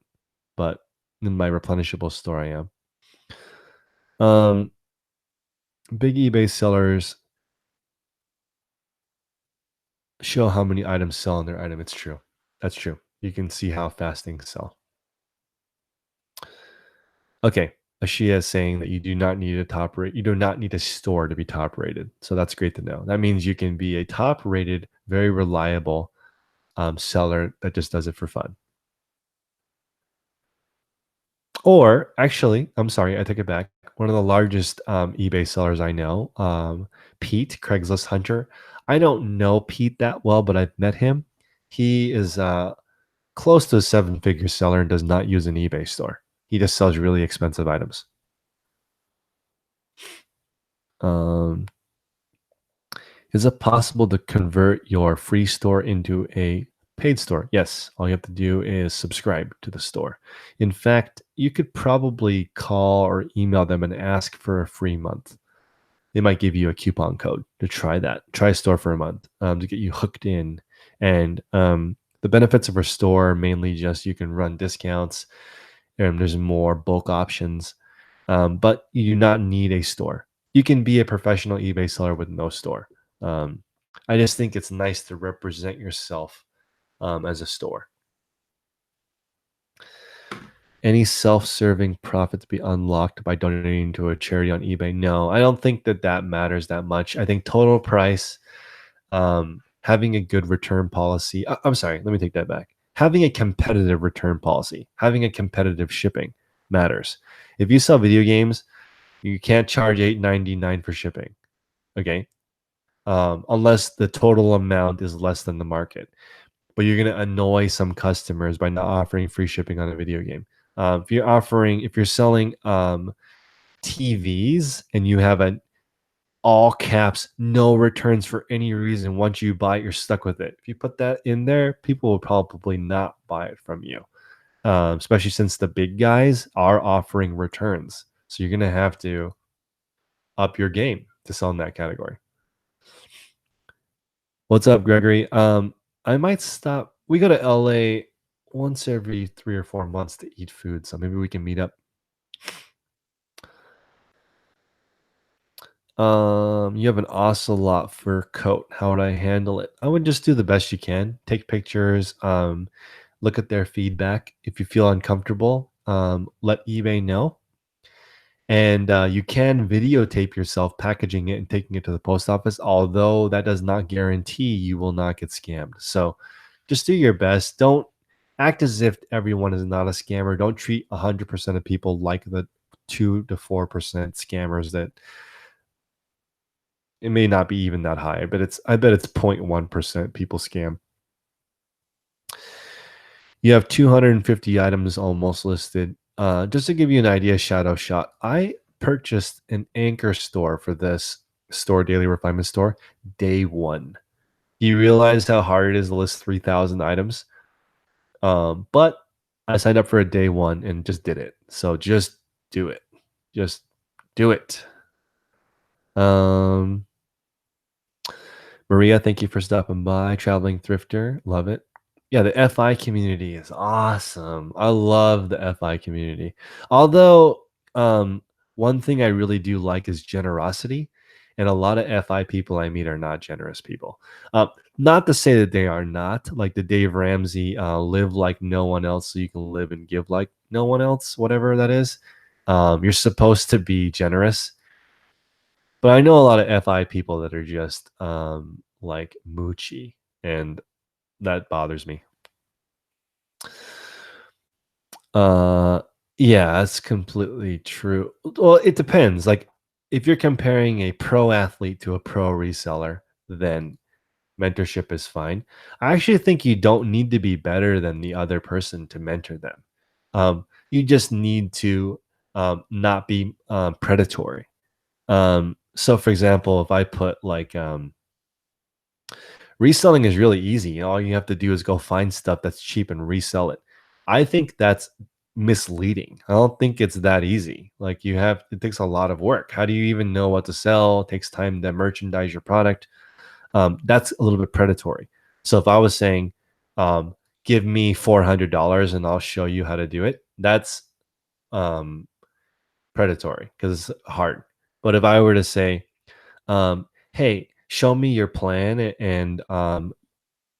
and we'll have a 1 hour conversation and I'll go over how much money you have, where you live, what kind of stuff you know about, and give me $150 for 45-minute call. That's not predatory. Okay. But is it a money grab? Sure. I think most people in this call that are listening right now, you guys are probably qualified to sell.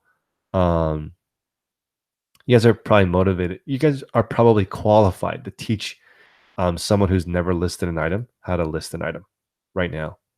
Even though you're not a pro reseller, you're still qualified to help somebody list their first item. So I mean, it's a rabbit hole of who's qualified, who's not qualified. Are you an imposter? Are you not an imposter? You can tell the people who are in it for the long run. They're just around longer. It's hard to list 10 items a day. Um, it's not hard to list 10 items a day if you have big goals.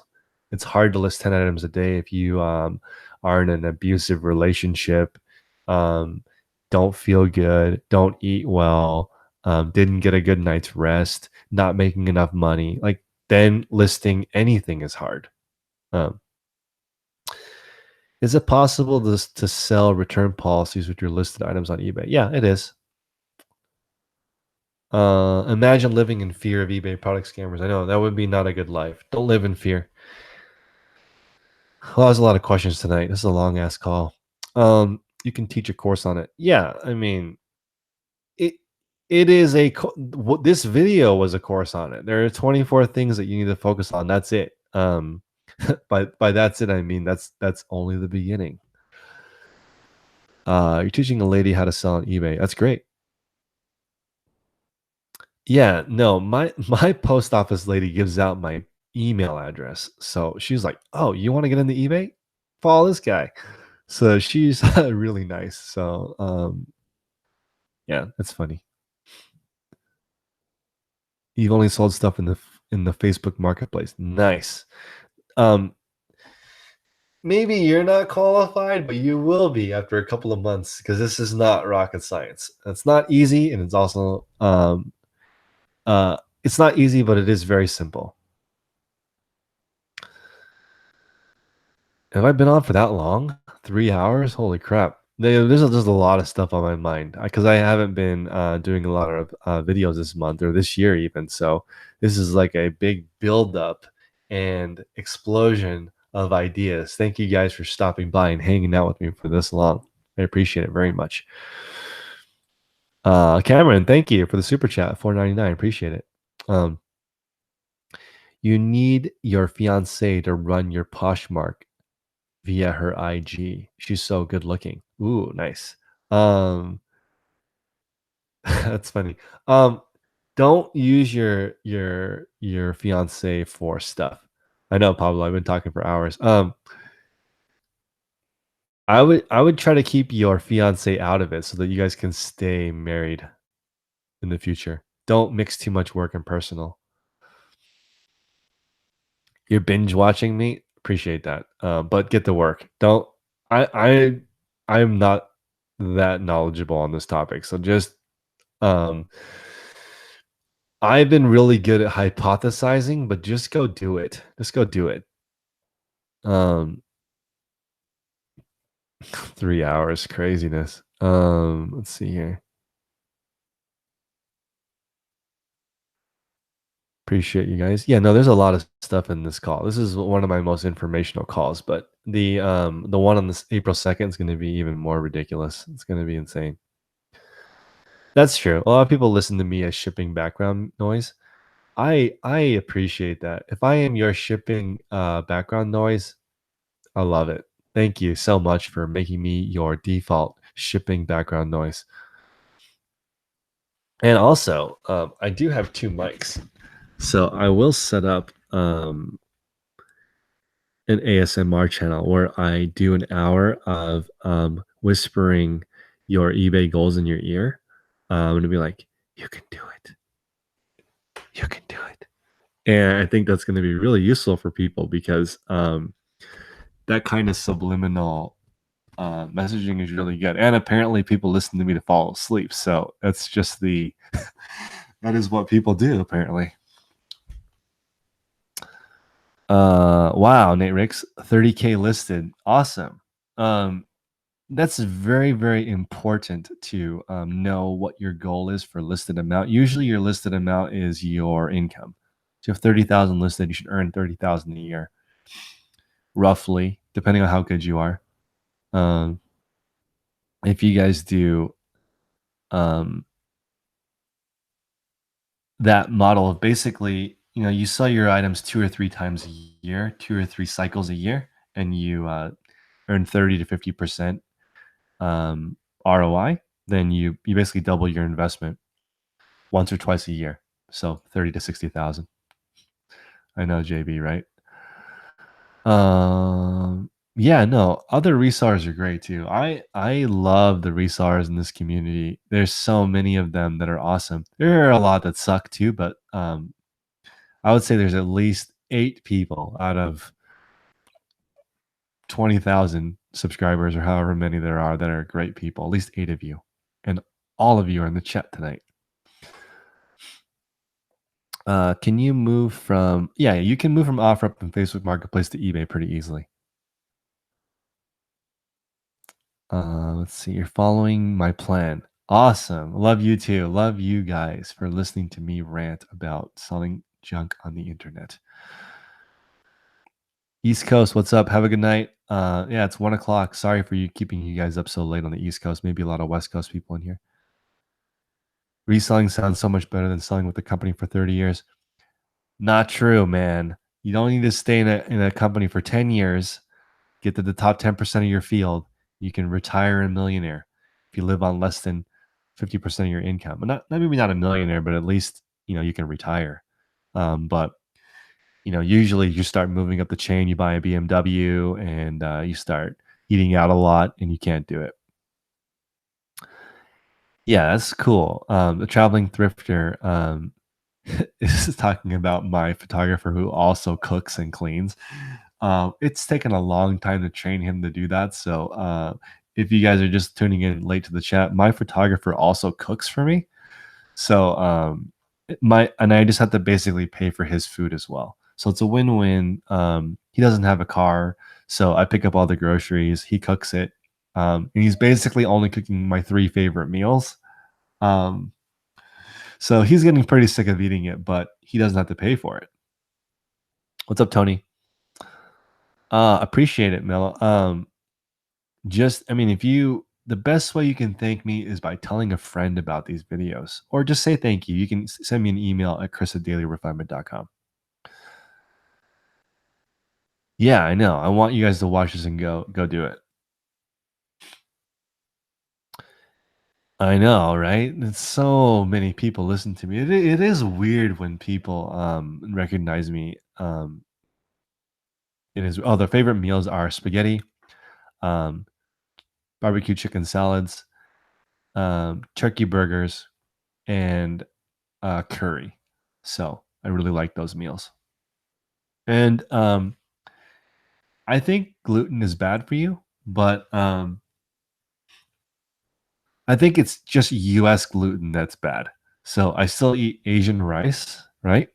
And I still eat Italian pasta, all right? But I don't eat any refined bread or any bread made in the US. Um, I consider myself a patriot, but I'm anti-US bread. I'm breadist. I'm breadist. I just don't. Yeah. I'm not into any U.S. made gluten stuff because it's like everyone is allergic to it. It's not good. You're with the company for 28 years and it's all you know. Yeah, if you're with the company for 28 years, it's very hard to be your own boss. It's very hard. It's a lot of stuff involved.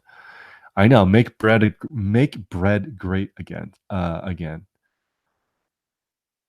I'm I was trying to think of a joke involving me being bread adjacent or something, but I'm good. Yeah, Cajun turkey burgers are awesome. I think turkey burgers are great. Um, I cook them with coconut oil, and it browns them nicely, and they do well. Yeah. See, Michael is saying that it's the glyphosates in the gluten. Something is wrong with U.S. gluten. Okay, so I just don't eat it. The pasta I get is at Costco from Italy, and when I went to Italy, Italians are skinny and they eat pasta every day. What is that? Okay, they're skinny. They're skinny people. They're skinny people. They have wine and pasta every day, and they're skinny. That's weird. Okay, so my I just switched to that pasta, and I feel great now. Um, You pay your kid to find defects. Awesome. So traveling thrifter is watching a previous version of this, but yeah, paying people to find defects, your photographer and your lister is a great idea. It's always worth it. Is it bad to update listings too much? Yes, it is bad to update listings too much. It takes a while for listings to update in the system. Each time you make a change, it has to re-index. So don't do all your listings at the same time. Too much non-gluten will go through you. Hmm. Okay. You don't think you could live without bread? Yeah, the thing is though, Tony, your bread is different. The bread is different. Okay, I think I'm allergic to gluten to some degree. When I went to Italy, every meal was pizza, pasta. It was bread heavy, and we were fine. So I don't know. I just there's a lot of skinny Italians. There's only when the Italians come here and eat U.S. bread, they gain weight and they look like the Sopranos, but not in Italy. They don't look like that. Um, Monsanto spraying glyphosates in our. Yeah, I something is wrong with the gluten. So whatever Michael is talking about, that's what they do to the food. Um, Monsanto is banned overseas. Interesting. Yeah, Mel Scussel is saying he or she is Filipino and all they know is bread. I agree. Here we have a lot of señorita bread, so I eat that. I eat that all the time. It's not healthy, but once in a while I have señorita bread. Does anyone here have a product on eBay that they want me to review? That's a good idea. If you guys want to exchange ideas in the chat, you can. Does it matter what the items listed are when you are growing eBay store? No, it doesn't. It doesn't matter. Just get started, sell a bunch of stuff, sell it so you can learn from it. Buy some stuff on eBay. I recommend you buy 10 items, get an idea of how other sellers do it, make some offers, ask some questions, see how other sellers treat you. Yeah, all U.S. bread is made in Area 51, something like that. It's Vladimir Putin said that we're intentionally poisoning our own population. So, and he apparently influenced the election. Maybe he did it through bread. I know bread's awesome, just not U.S. bread. I know, Bob. Super late. Um, You're already a professional eBay buyer. Great. That's fantastic. So it'd be great to sell in those same exact categories. Yes. Okay. This is going to be the last question, and I'm going to go to sleep because I've been talking for 3 straight hours. Austin is asking any advice to someone who can source when they live in a small town. Have to shout out my boy Prince. And in the very beginning of the video, I talk about sourcing. And the number one source is buying stuff online to reflip online. So I have to shout out Prince because he built almost a 7-figure business in college with no car. Okay. 100% buying online. Okay. When you talk about the wastes, um, a lot of the waste is driving around. When you force yourself to use the phone and email to call people and call distributors and learn about Alibaba and AliExpress and wholesale distributors all over the US, and you learn how to buy stuff on one platform and flip it on the other one, that is that's very good. Sometimes living in a small town is a blessing because you cannot drive around and look for stuff. There's not 200 Marshalls, Ross, and Burlington in your area that you can just drive around and find super valuable sneakers if you put in the work. It's not like that. You have to put in the work online. Um, eBay to Amazon is the largest opportunity, in my opinion. So if you were to ask me, Chris, I have 10 grand, I want to earn a full-time living on eBay, I would say buy stuff on eBay to reflip on Amazon. Game over. That's it. That would be the fastest way to do it. And do not leave your house. Spend 100% of your time researching what product to buy to do that. Yeah, exactly. So if you live in a small town like Tony, everyone thinks they have gold and it's junk. Do you really want to pay $9 for faded glory? No, you don't. So don't leave your house. Do Warren Buffett's assiduity. Sit your ass in a chair and just go online and figure out what it is to buy and sell. Yeah, that's it. All right, guys. Everyone have a great night. Please smash that like button if you're still here after 3 hours, and I'll talk to you guys soon. Take care.